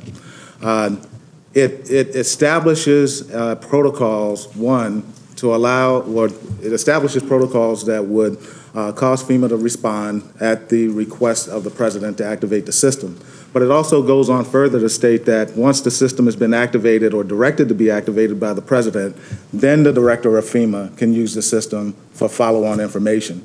And that would typically be during the response and recovery phase of an event. Thanks. Sorry, don't have much time. I guess the point here is that when our country has been attacked by a foreign nation state, all of this seems like far too many layers for our residents to be notified that we are under attack, especially those in the instance of Hawaii who are in the impact zone. So I guess the question for Admiral Piercy is, why shouldn't the DoD, being that first point of verification that North Korea has launched a missile, as you go through your process every time to see what the direction and where the potential impact zone is, as that first point of verification, why shouldn't the DoD be responsible for sending out the notification, especially given with the existing notification system, state and local governments already have the authority to send out these messages? It doesn't seem like it would be too much to authorize DoD, PACOM directly to be able to do so. Yes, ma'am. I would offer that we are the first point of verification. Correct. And through that process, it then goes through the existing channels that exist through both FEMA and HIEMA. I would offer that if you're proposing that we're actually the ones that drop down the menu and do the notification, if that's what the proposal of the legislation is, I'd offer that the existing process in terms of that covers a notification process that covers the entire range, both from the very high end as we've discussed today through the other ones that allow both states, localities, municipalities to exercise some level of management and oversight, C2, responsibility for those systems that the existing process supports that. Ultimately, we accept the fact that we need to verify. We have that process in place. Right. But if we go through our process, we have verified this, and then through FEMA, through the federal process, and through the state process, those at the federal level and at the state level, they take the action for notification. So I guess that's the question here, though, Admiral Piercy, is why do we need these extra layers? Because we recognize, obviously, that PACOM and NORTHCOM have the direct verification and the first line of verification. Why not cut out the extra layers and empower you to click the drop-down option and send out that alert, so that people are getting it directly from the verification source rather than questioning whether it be at FEMA or the local level or the county level or the state level, that someone may have made a mistake along the way and wondering if this is in fact real or not. I would offer again that there are existing agencies that have that authority and responsibility. I think this is the reason why we're gathered here, though, is there's a problem with the existing process. So, this is an important follow-up response that I think we need from PACOM is why not? You say there's an existing process, but why not improve that process by creating that direct line of communication between your command and the people of Hawaii? Ma'am, I would offer that the existing lines of communication with the existing system supports that. Okay. Thank you. We'll look forward to a follow-up on this. I'm just going to follow up with a comment, and if the other members have any follow-up questions, they're welcome to ask them. You know, I don't think this is quite as complicated as it sounds. We just want the origination of a notification of a missile alert to start with the people who know, and then drop down to the Department of Homeland Security, FEMA. It's not that HIEMA shouldn't have a role, just like it's not that HPD shouldn't have a role. It's not that the Sheriff's Department shouldn't have a role. It's not that the Red Cross shouldn't have a role. It's just that the information should flow from the people who know for sure and then down and out to the community. And the concerning thing, Admiral, that you said is that I understand, actually like that you said we want to authorize our people in terms of organizational culture to exercise initiative and err on the side of readiness, right? That totally makes sense to me. And that can be in conflict with a procedure. And so somebody made a mistake, and yet you're sort of, you're accounting for the fact that people may make mistakes because you're asking them to exercise their initiative. Frankly, in contrast to what happened in the HIEMA headquarters, where everyone was frozen in time, worried about making a mistake and worried about non-compliance with federal procedures when they should be worrying about notifying their neighbors that they're not going to perish. So I don't mind that someone was authorized to exercise discretion. But I do think it's important what all of my colleagues have said is that we now have a convoluted process. And we have a convoluted process that, based on results, is a failure. And we don't have to reconfigure something very fancy. We just want to say, people who know whether there's a missile in the air, tell people who can operate IPAWS on a nationwide level, because the other part of this, right, is that the FEMA model is there's a flood in San Mateo County. San Mateo County should be informed. There's a hurricane in the Western Pacific. You know, people should be informed. If we are at war, there is no reason not to inform every American citizen. The idea that there should be a regional alert about an incoming ICBM is preposterous. Imagine that there's an ICBM and it's tracking to, I don't even want to name a state on the mainland. Do you think it's appropriate for only those states that have enlisted in a missile notification program to have the capacity to get the word out? Do you think what about an adjacent county that didn't sign up? What about an adjacent state? And we don't know, by the way, if we're at war, how many additional warheads are on the way. This is federal by its very definition. We have robust conversations with our Republican colleagues about the role of the federal government versus local government. But gosh, I can't find even my most libertarian colleague who thinks that this is something that the local government should handle. So it's not that the local government shouldn't have a role, it's just that they're downstream from the decision-making process. And I think that's what we're all looking to accomplish. Do the other members have any follow-up questions? I have a comment. Representative Hanabusa. Admiral, what we're here to do, all of us, is to try to build back public confidence. So I understand what you're saying. I understand the readiness, and I understand the ability to empower. However, what we're saying is, if you put yourself in the shoes of someone out there, who do they want to believe? That's the issue. And actually, you can go back, and I'm sure Admiral Harris and I have had this conversation. You can go back and tell the Admiral, you should be proud of the fact that we are saying people would believe the military, because it is in their minds an act of war. FEMA has to wait for the president, everyone else. The FCC doesn't have the authority to trigger anything. This is a situation where we want our people to know that if it comes over, and it should be throughout the United States, I agree with Senator Schatz, that in fact, it comes from the best source that we have. And every time you have another person in there, you have a potential error. I'm not going to say that you will be absolutely perfect, but I'll tell you what, January 13th should not have happened if it's you. I would like to think, because you wouldn't be out there triggering an alert, because there is no alert to trigger. So That is, I think, the basis of what we are saying. And I think that the military should view it as a compliment, that we're saying, hey, people believe in you.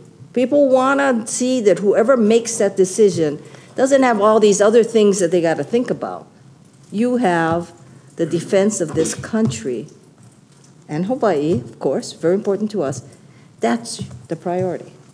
Thank you. We'll thank the testifier. Sure, Senator Hirono. As we sit here and have this really robust discussion, is there some kind of a technical problem with the military, the DOD, and PACOM pressing the button that sends the alert to everybody in our state? Is there some technical problem with you folks having that initial responsibility? Because yes, as we're sitting here, we recognize that a missile alert, an attack is an act of war, and this is not a localized weather condition or anything. So, is there some way? Is there a problem with you folks being able to press that alert button from your end? There's not right now. It's not technically supported, but I could imagine that it could be technically supported. Okay, thank you. We'll thank the testifiers and bring in the new panel. For the State of Hawaii and Hawaii Emergency Management Agency, and Mr. Chris Leonard, President and Legislative Chair for the Hawaii Association of Broadcasters.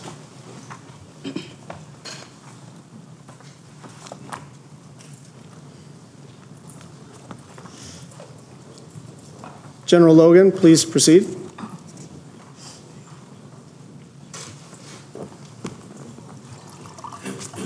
Good morning, aloha, Senator Schatz.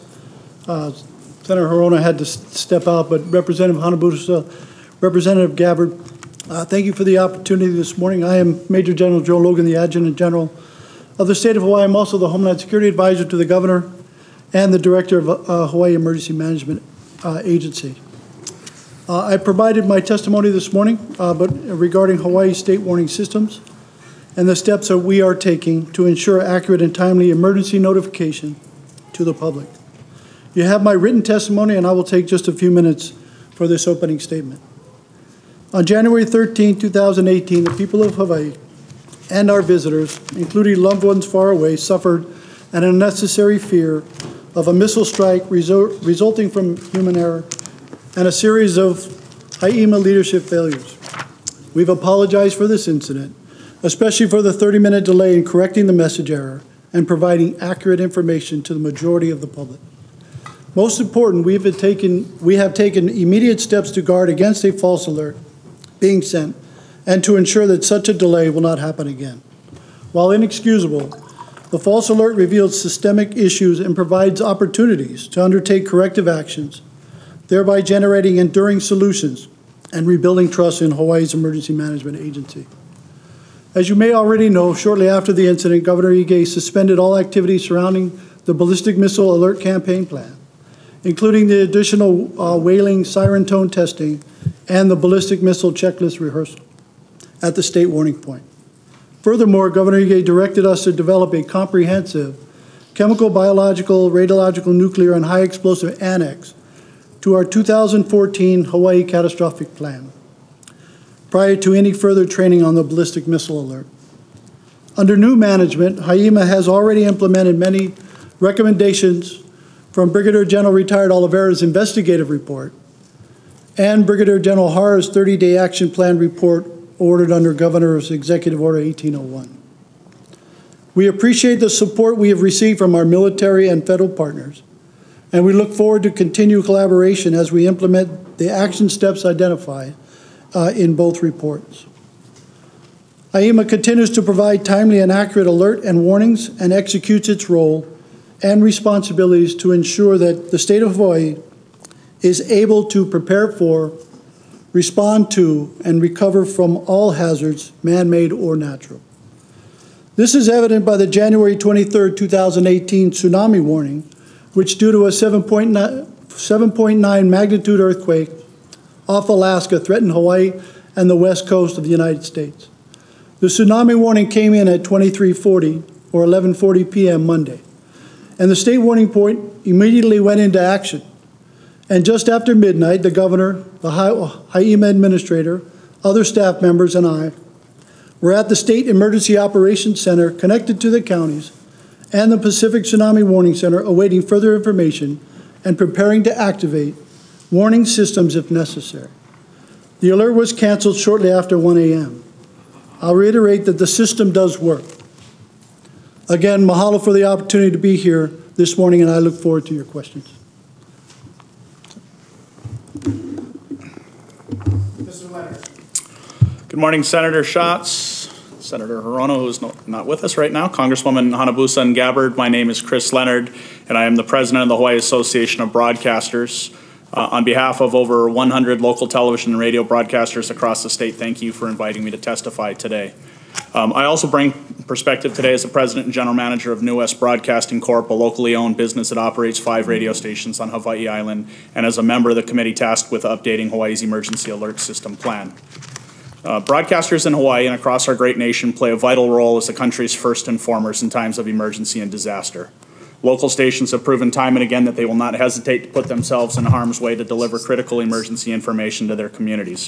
Whether it's a recent false missile alert, Tropical Storm Isel from a few years ago on my island, or Category 4 Hurricane Iniki on Kauai in 1992, local broadcasters are there providing lifeline information to the public before, during, and after a crisis. Often, local broadcasters are the only available and reliable communications medium available during disasters. Our transmission systems are not subject to outages due to network congestion. The robust one-to-many nature of our technology and the redundancy provided by multiple broadcasters who have invested heavily in equipment and generators ensure that we are uniquely situated to remain on the air. FEMA has noted in the past that there is no more reliable source of information during emergencies than local broadcasters. On January 13th at 8:07, the Hawaii Emergency Management Agency issued a civil danger warning alert that automatically triggered wireless phones and EAS messages on radio and television stations across the state. I immediately raced out of my house and drove to my studios, and as I was driving, I heard the EAS message broadcast on my stations that said the U.S. Pacific Command has detected a missile threat to Hawaii. A missile may impact on land or sea within minutes. This is not a drill. I literally watched cars pull off the road as the message played, instructing people to seek shelter immediately if you're in a vehicle. I made it to my studios in about 7 minutes and immediately started fielding phone calls from panicked and confused listeners. And I, like many people, wanted to think that the warning couldn't be true, but the message was clear that this is not a drill, and as a result, it wasn't subject to my interpretation, nor was it subject to the interpretation of any other broadcasters. The EAS system was built to allow emergency managers immediate access to broadcast airwaves in times of national emergencies, precisely because of the resiliency and reach of broadcasting. Broadcasters are required by federal law to participate in the EAS program and to carry presidential level alerts, but participation in state and local messages is voluntary. However, almost every broadcast station in Hawaii and the nation see it as their duty to participate with their state plans. Thus, although the alert on January 13th was issued by the state, it was still carried by a majority of the stations across Hawaii.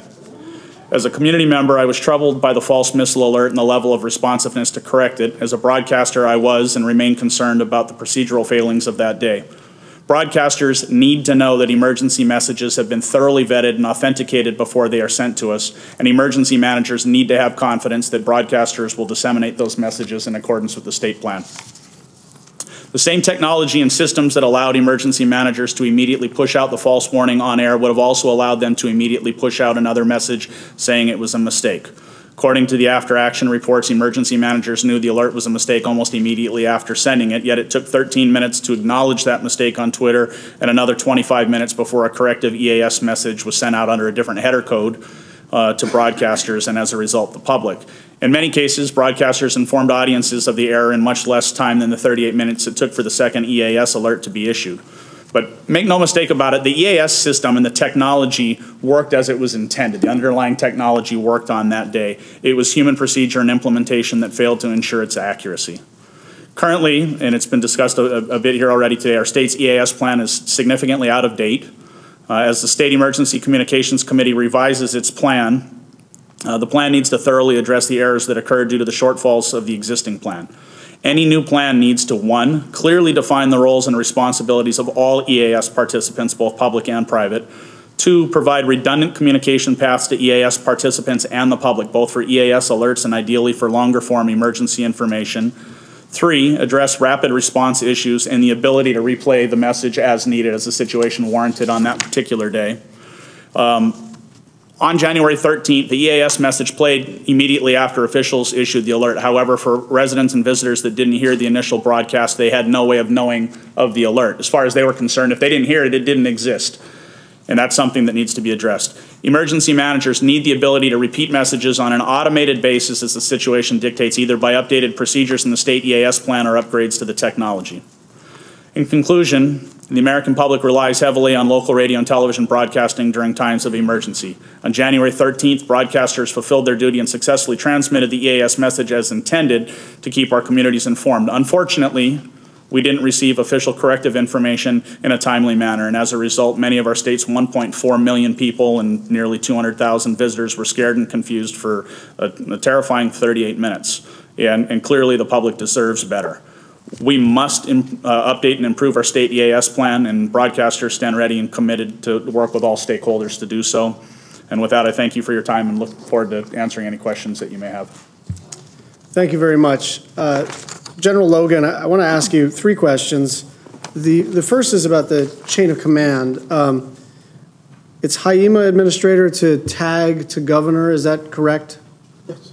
And is that in all cases? In other words, including in a case of emergency, the governor does not, the HIEMA administrator is not a direct report to the governor. Is that correct? No, but he could be. If I'm out of state, he could be, yes. If you're out of state, it doesn't go to the Deputy Adjutant General, it goes to the HIEMA administrator. Okay, does that make sense? Is that the best way to do this? I think so. So, you know, I've met with General Hara. You and I have had several conversations. There's a lot of work going on at HIEMA. The legislature is doing their oversight. And in my view, there's been an appropriate focus on policies and procedures. But if you kind of get into that room in those moments, you know, it wasn't a question of the right policy, you know, not being in a binder to be, you know, pulled off the shelf, referred to, and executed.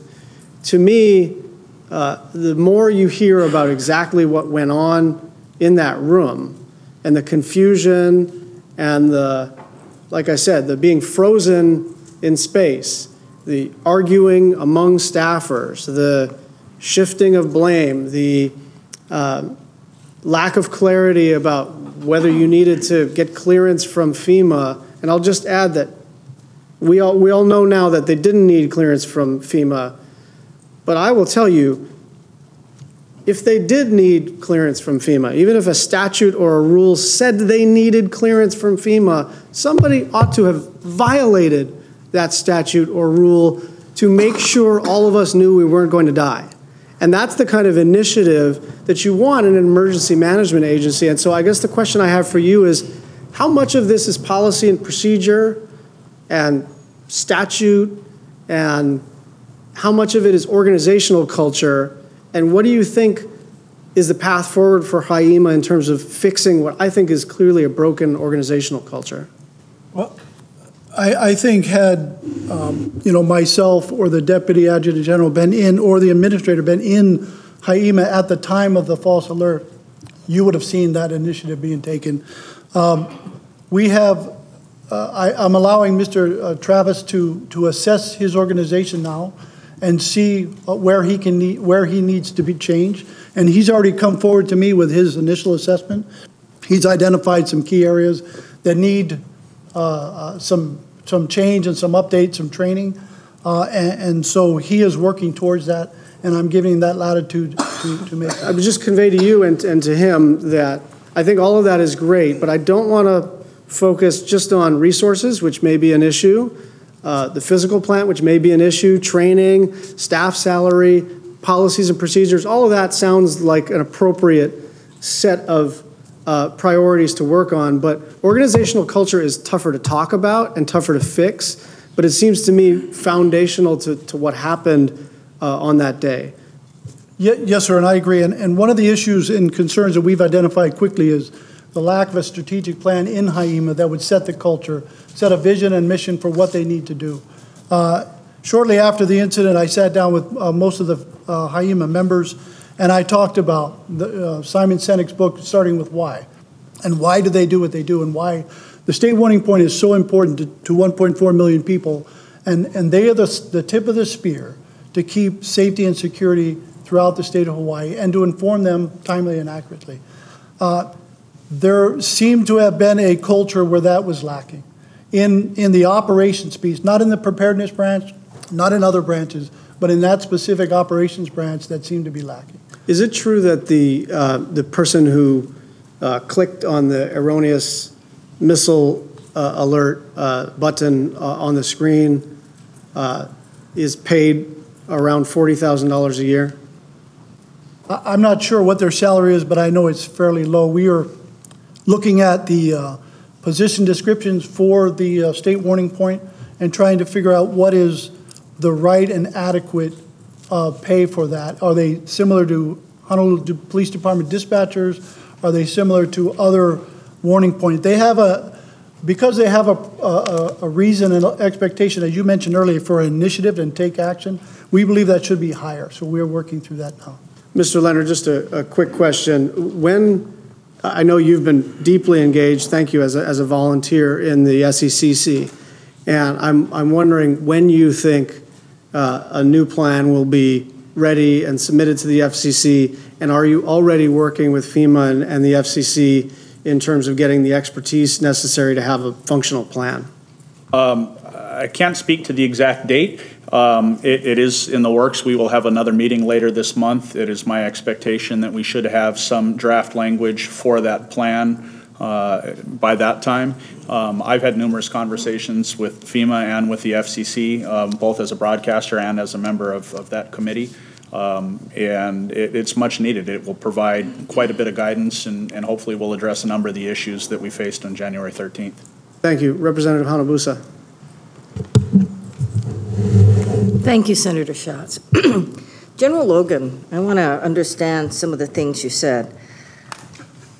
But first, I want it to be clear to everyone that as we call you the TAG, the Adjutant General, you are not simply in charge of basically the Guard Army or the Guard Air. You actually have other divisions if we were to do an organizational chart on you, isn't that true? Yes, I have 6 divisions. You have 6 divisions. So taking away the Guard Air and the Guard Army, can you name the other 6 divisions? Yes, I have the Office of Homeland Security. I have a Youth Challenge program. I have the Office of Veteran Services and Haima. So Haima actually is a division under you, so you are responsible for Haima, correct? That's correct. Okay. Now, given that, can you tell us how your time is spent?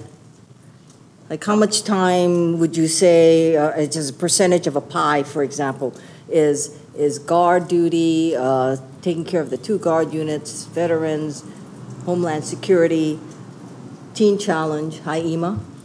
Ma'am, I don't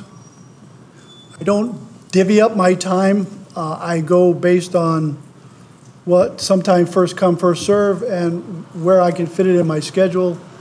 Being that I have so many things, it's an interesting question that you asked. The fairly new TAG of Alaska, who came on shortly after I did, she has similar hats that I wear, and she asked that very question: how do you divide up that time? And you can't. I devote as much time as I can to each of those divisions. But I will say I have leadership at each of those divisions. I have an administrator of Haima. I have an administrator of Homeland Security. I have a director that runs the Youth Challenge program. I have 2 general officers that run the Army and the Air National Guard. And I have a deputy. So I have layers of ability to help me manage all of that. Okay, then let me ask you this. You said in response to Senator Schatz that had you been there, and I think you're talking about basically what we call Diamond Head. I mean, had you been there, this would not have happened. Isn't that what you said? No, I wouldn't say the false alert wouldn't have happened. I said the reaction and the initiative to get it quickly fixed probably would have been shorter. Okay, so tell me this. When you found out about the false missile alert. It was within a couple of minutes, as I recall, correct? Then I assume you were in Hawaii, weren't you? Yes. Then I assume you probably went immediately to Diamond Head. Is that correct? I did not go immediately. I was on Joint Base Pearl Harbor Hickam. We were at a family readiness group with the senior leadership of the National Guard and our spouses, talking about what we can do next for our soldiers and airmen. But the alert went off, right? Yes. So you knew the alert went off? Yes. So why would you have physically been required to respond at Diamond Head? Why couldn't you have taken care of it immediately from where you were? Because of the congestion of the phone. I got an initial call out within a minute or two, talking to the state warning point, understood that it was a false alert. I then tried to get a hold of Vern Miyagi, the administrator. I couldn't get in touch with him. He might have been trying to call.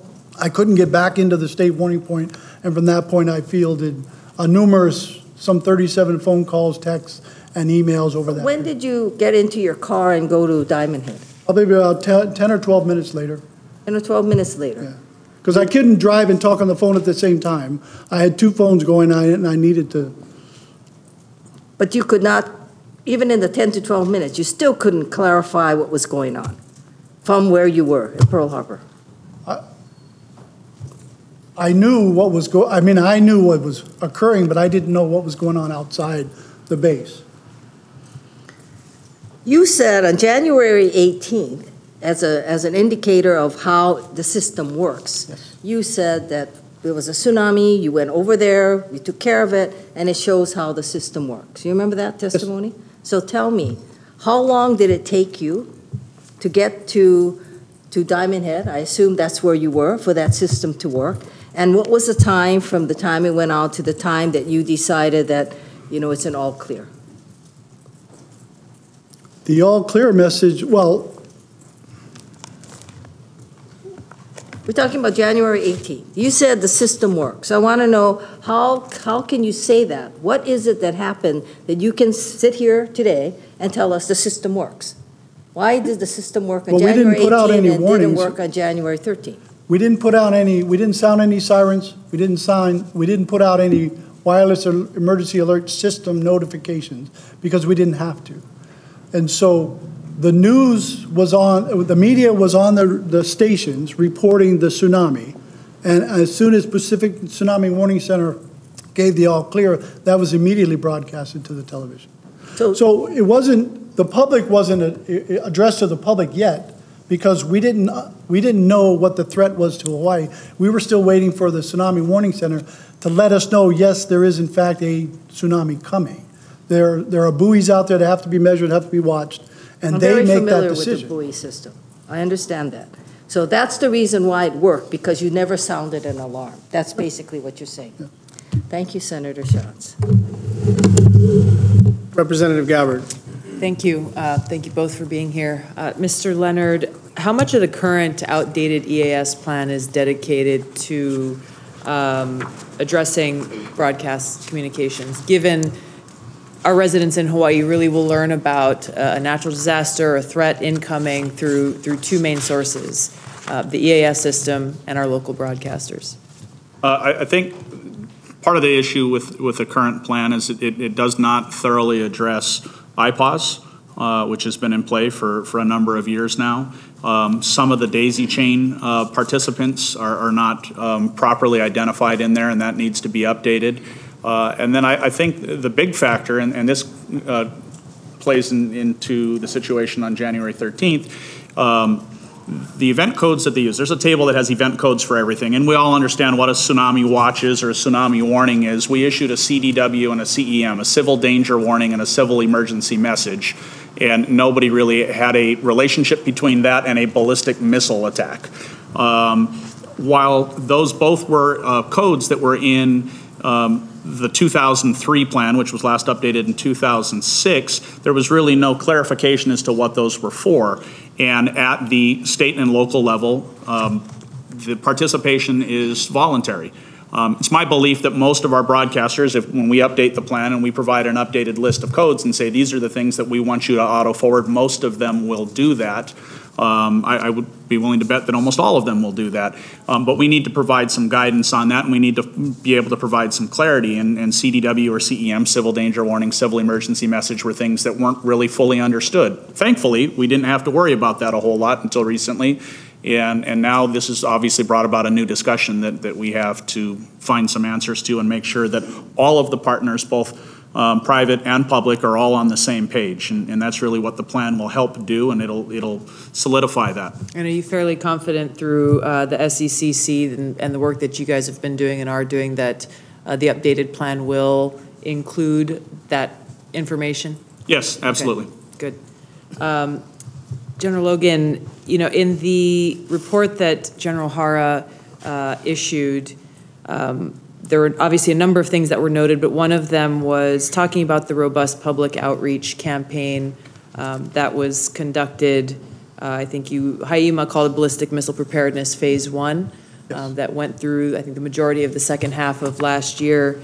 And while, you know, I've seen the numbers, you know, 41 town halls, media engagements, radio ads, and public service announcements, and so on, you know, the reality was that beyond the mantra of get inside, stay tuned, that really people didn't have any idea what to do beyond that. And that included individuals as well as some of the business owners that we saw who were just telling people, get out of here. What kind of information and what is the outreach plan to actually make sure that people are armed with accurate and factual information and know what to do? That's correct. And we are working towards that, and that's why we are looking at, one is the strategic plan for HAIMA, but number two is this Suburni annex to our catastrophic plan. And that would help us outline.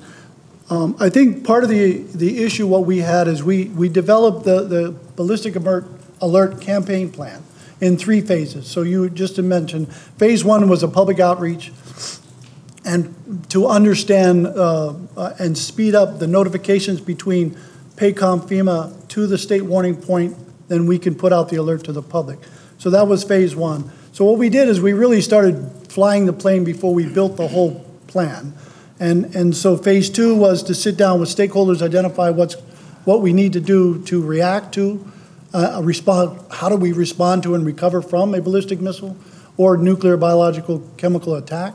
And then phase 3 is to actually write the plan out with our stakeholders.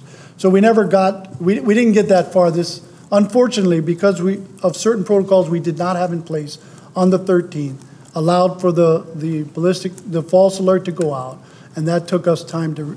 Because we didn't put on the back end a way to correct the false alert, we couldn't turn it off. Right. And are the plans in place currently? Admiral Piercy mentioned, you know, DOD is ready to stand and support and provide DISCA support. Are the plans in place with HAIMA, DOD, FEMA, DHS to respond to a WMD attack? We have the capability today to take the call and to send out the alert warning as intended, as it worked on January 13th. We also have the way to turn it off if we send out an accidental. We also have a way to get out. But I'm talking about in the event of an attack. What are the response plans in place working? No, there are no response plans in place. No, we're trying to gather and understand completely what that means. HAIMA is working through its preparedness branch, but we are working on letting a contract to allow an outside agency with a little more expertise to come in and help us because we just don't have the manpower to write the annex and continue with day-to-day operations. So are you aware of DOD or FEMA, who obviously are much larger agencies, working through these plans in an interagency capacity? Yes, so our outreach plan is with them also, to bring in all of the stakeholders from outside to help us draft this plan and understand what the impact is, probably a bad term, but what the result would be of an actual missile impact and what is the response requirements for all of that. And you already have modeling, though, that you are using to identify what are the likely scenarios of attack, what the likely points of impact would be, and how far-reaching they would go specific to Hawaii. Yes, we have modeling that we can place over what we may think likely targets that would understand what the impact is. And has that modeling been made public? I don't believe so. Why not? I'm not sure. I think there is modeling available on FEMA website, so you can take a look at that, and we're using their data also. So yes, it is out there to the public. Okay, I'm over my time, but I think it's really important as you're looking at communication and preparedness and response that A, the public knows and understands the reality of the seriousness of the threat, what the reality of the impact would be in event of an attack, and to better equip the response plans. One of the other things that was mentioned in General Hara's report was the fact that we don't have fallout shelters. So what is being done to change that, to fix that, given the reality of the threat that we're facing today? There are a number of things, obviously, that we've got to follow up on. Really, a lot of this focus has been on what led up to this false missile alert attack, but obviously this is a major wake-up call to see what response plans are in place, how are individuals as well as the federal government and the state government reacting to, responding to such an attack. Absolutely, and we've corrected the error that created the situation of the false missile alert. That, I won't say never happen again, but we put in all the protocols and worked with the software vendor, updated the page that you see, the operator would see, it's color-coded, and so it's much better than it was on January 13th. The outreach program that we started identified, a number of casualties and impact areas, the widespread. So we tried to get out as much information as we could to the public as we were briefing them on our public outreach plan, if they were there present while we were giving it. It's also on the HIEMA website, so you can look at the preparedness. I think if I recall, the projections that were put out, the information was put out, I think it had something like, only 10% of the state population would die in this scenario, which, when you look at that, that's 130, 140,000 people, given that projection. But it failed to include the fact that as an island state, water, the response plan, the support plan. So you can talk about the numbers of people who would perish in the event of the attack itself, but in the aftermath of that, in the weeks coming, especially if you're dealing with a nuclear or biological attack, what are the realistic scenarios and the responses that the plans that need to be in place to deal with that? Exactly, and that's why the governor postponed the continuation of our public outreach plan and the continuation of the checklist rehearsals inside the state warning point, even though they've updated the rehearsal checklist, and is tasked us to put the plan together so we know how to respond to and how to recover from, and what entities from the United States, federal, military, and other agencies that would descend upon the state to help us respond to and recover from this type of disaster. Yeah. And so we are leading way forward than any other state and territory. Other than Guam, they are trying to stay up with us because they were physically threatened by a North Korean leader that he was going to shoot missiles at Guam. And so in our ability to lean way ahead, we didn't do everything we should have done on the checklist to put in the proper ways to basically alert the public quicker and faster that it was a false. And I think this is the issue that our legislation is trying to address, because this is a much bigger issue than just Hawaii, and it's something that the entire country has to deal with, and the federal government needs to take the lead on. Thank you. Thank you. Second round for Representative Hanabusa. Thank you, Senator Schatz. Mr. Leonard, how long have you been on the SCCC? The SEC had not met for a number of years. I was part of the group that signed off on the original plan on behalf of the Hawaii Association of Broadcasters back in 2003. And the committee had not convened since, I can't give you an exact date, but it hadn't convened in a number of years. So who convenes the committee? Who says, okay, you guys meet? It is chaired by Courtney Harrington. So, in the interim, from 2003 or 2006, whichever one is the report, Hawaii instituted this whole issue with the missile alert and so forth. There is no incorporation in any plan of this new warning system that they've put in? So IPAWS has been up and operational for a number of years. It is not addressed in our existing state plan, but it has been the operational mechanism for most of the EAS alerts. It's one of the things that we've talked about quite a bit as we become very reliant upon new technology. IPAWS is wonderful. It provides greater detail, greater access, but one of the things that we've been concerned about as well is that networks go down. We saw that in the Gulf. We saw that in Puerto Rico. And broadcasters have been looking at fortifying their facilities and looking at it, providing redundant power, redundant equipment, redundant transmission sites in some cases so that we can stay on through those situations. But the plan has not kept pace with the operational practice. So you don't even have IPAWS included in the plan. So you you definitely haven't addressed anything like a false missile alert or anything like that. Well, and I think what's even more important beyond just a false missile alert is a rapidly changing situation. In this particular case, the fast-changing situation was that we made a mistake and issued a wrong alert. But if you were to look at a train derailment in the Midwest in a chemical car and we say, okay, everybody shelter in place, and the winds shift, and now that changing situation is we need to evacuate everybody, or wildfires in California, it jumps a fire break. I think our ability to rapidly respond or change the messaging for whatever reason, whether it's erroneous or changing scenarios, needs to very clearly be addressed in our plans. Thank you. General Logan, something that you've been saying that bothers me is you talk about now we're developing the plan. So it seems like trying to be the first state to even have a ballistic missile kind of warning system, was that premature? Because now you've suspended it because you don't have the critical answers to what Congresswoman Gabbard asked you. Okay, so what do you do? So yeah, warning is one thing, but what do you do? Because, it makes no sense to have people trying to protect their children by putting them into storm drains or telling everyone to get off the road, or people trying to get home because they want to be with their family. If this is the end, they want to be with their family. So you've got all these other things. So why did we do what we did? You're the head of HIEMA. I mean, why did you do what you did without everything else in place? If you look at my testimony and you look at what was happening in 2014, 15, and 16, North Korea was firing off multiple ballistic missiles. They were doing underground nuclear testing. They were threatening the United States, Guam, and Hawaii.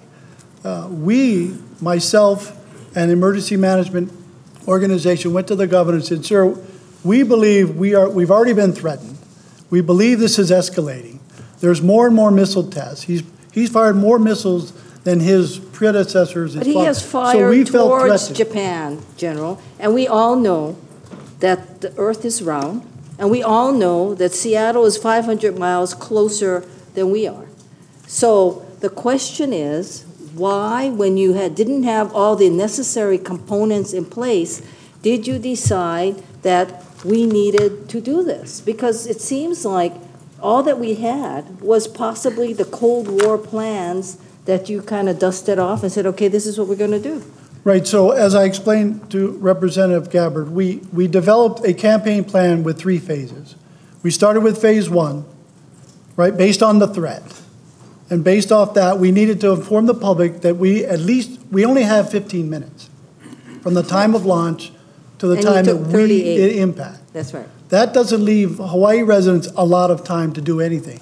So the shorter, the reduced amount of time for notification, and the more time I give the citizens of the state of Hawaii, the residents, visitors, more time to get inside and stay inside, the more people will survive.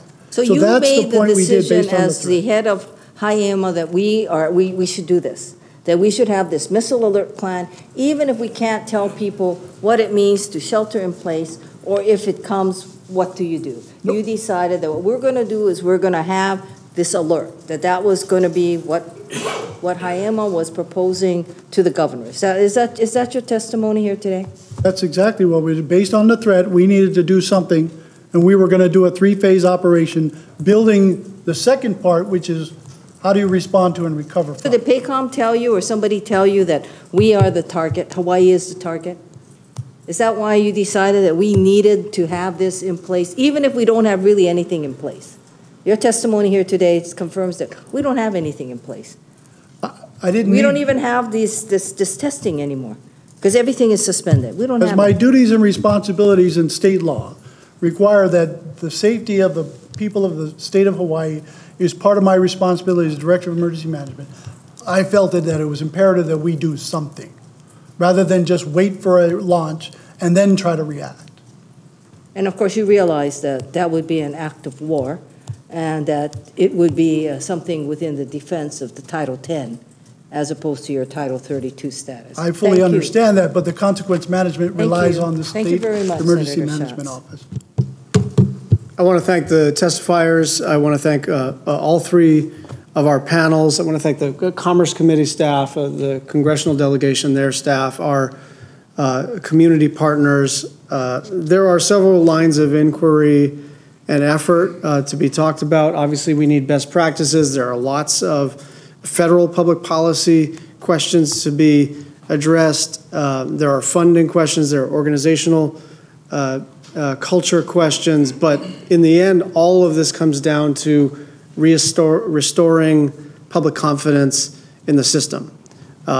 We have been blessed over the many years in Hawaii to be able to rely upon our emergency management agency to inform us when there's a hurricane, when there's any other kind of weather event. And that partnership has been absolutely productive and certainly kept us safe. And so as we move forward, again, we're going to be clear-eyed about what mistakes were made. We're going to be tough on these issues. But we have to focus on one thing and one thing only, which is restoring the public's confidence in this alert system. So I thank everybody. This hearing is adjourned.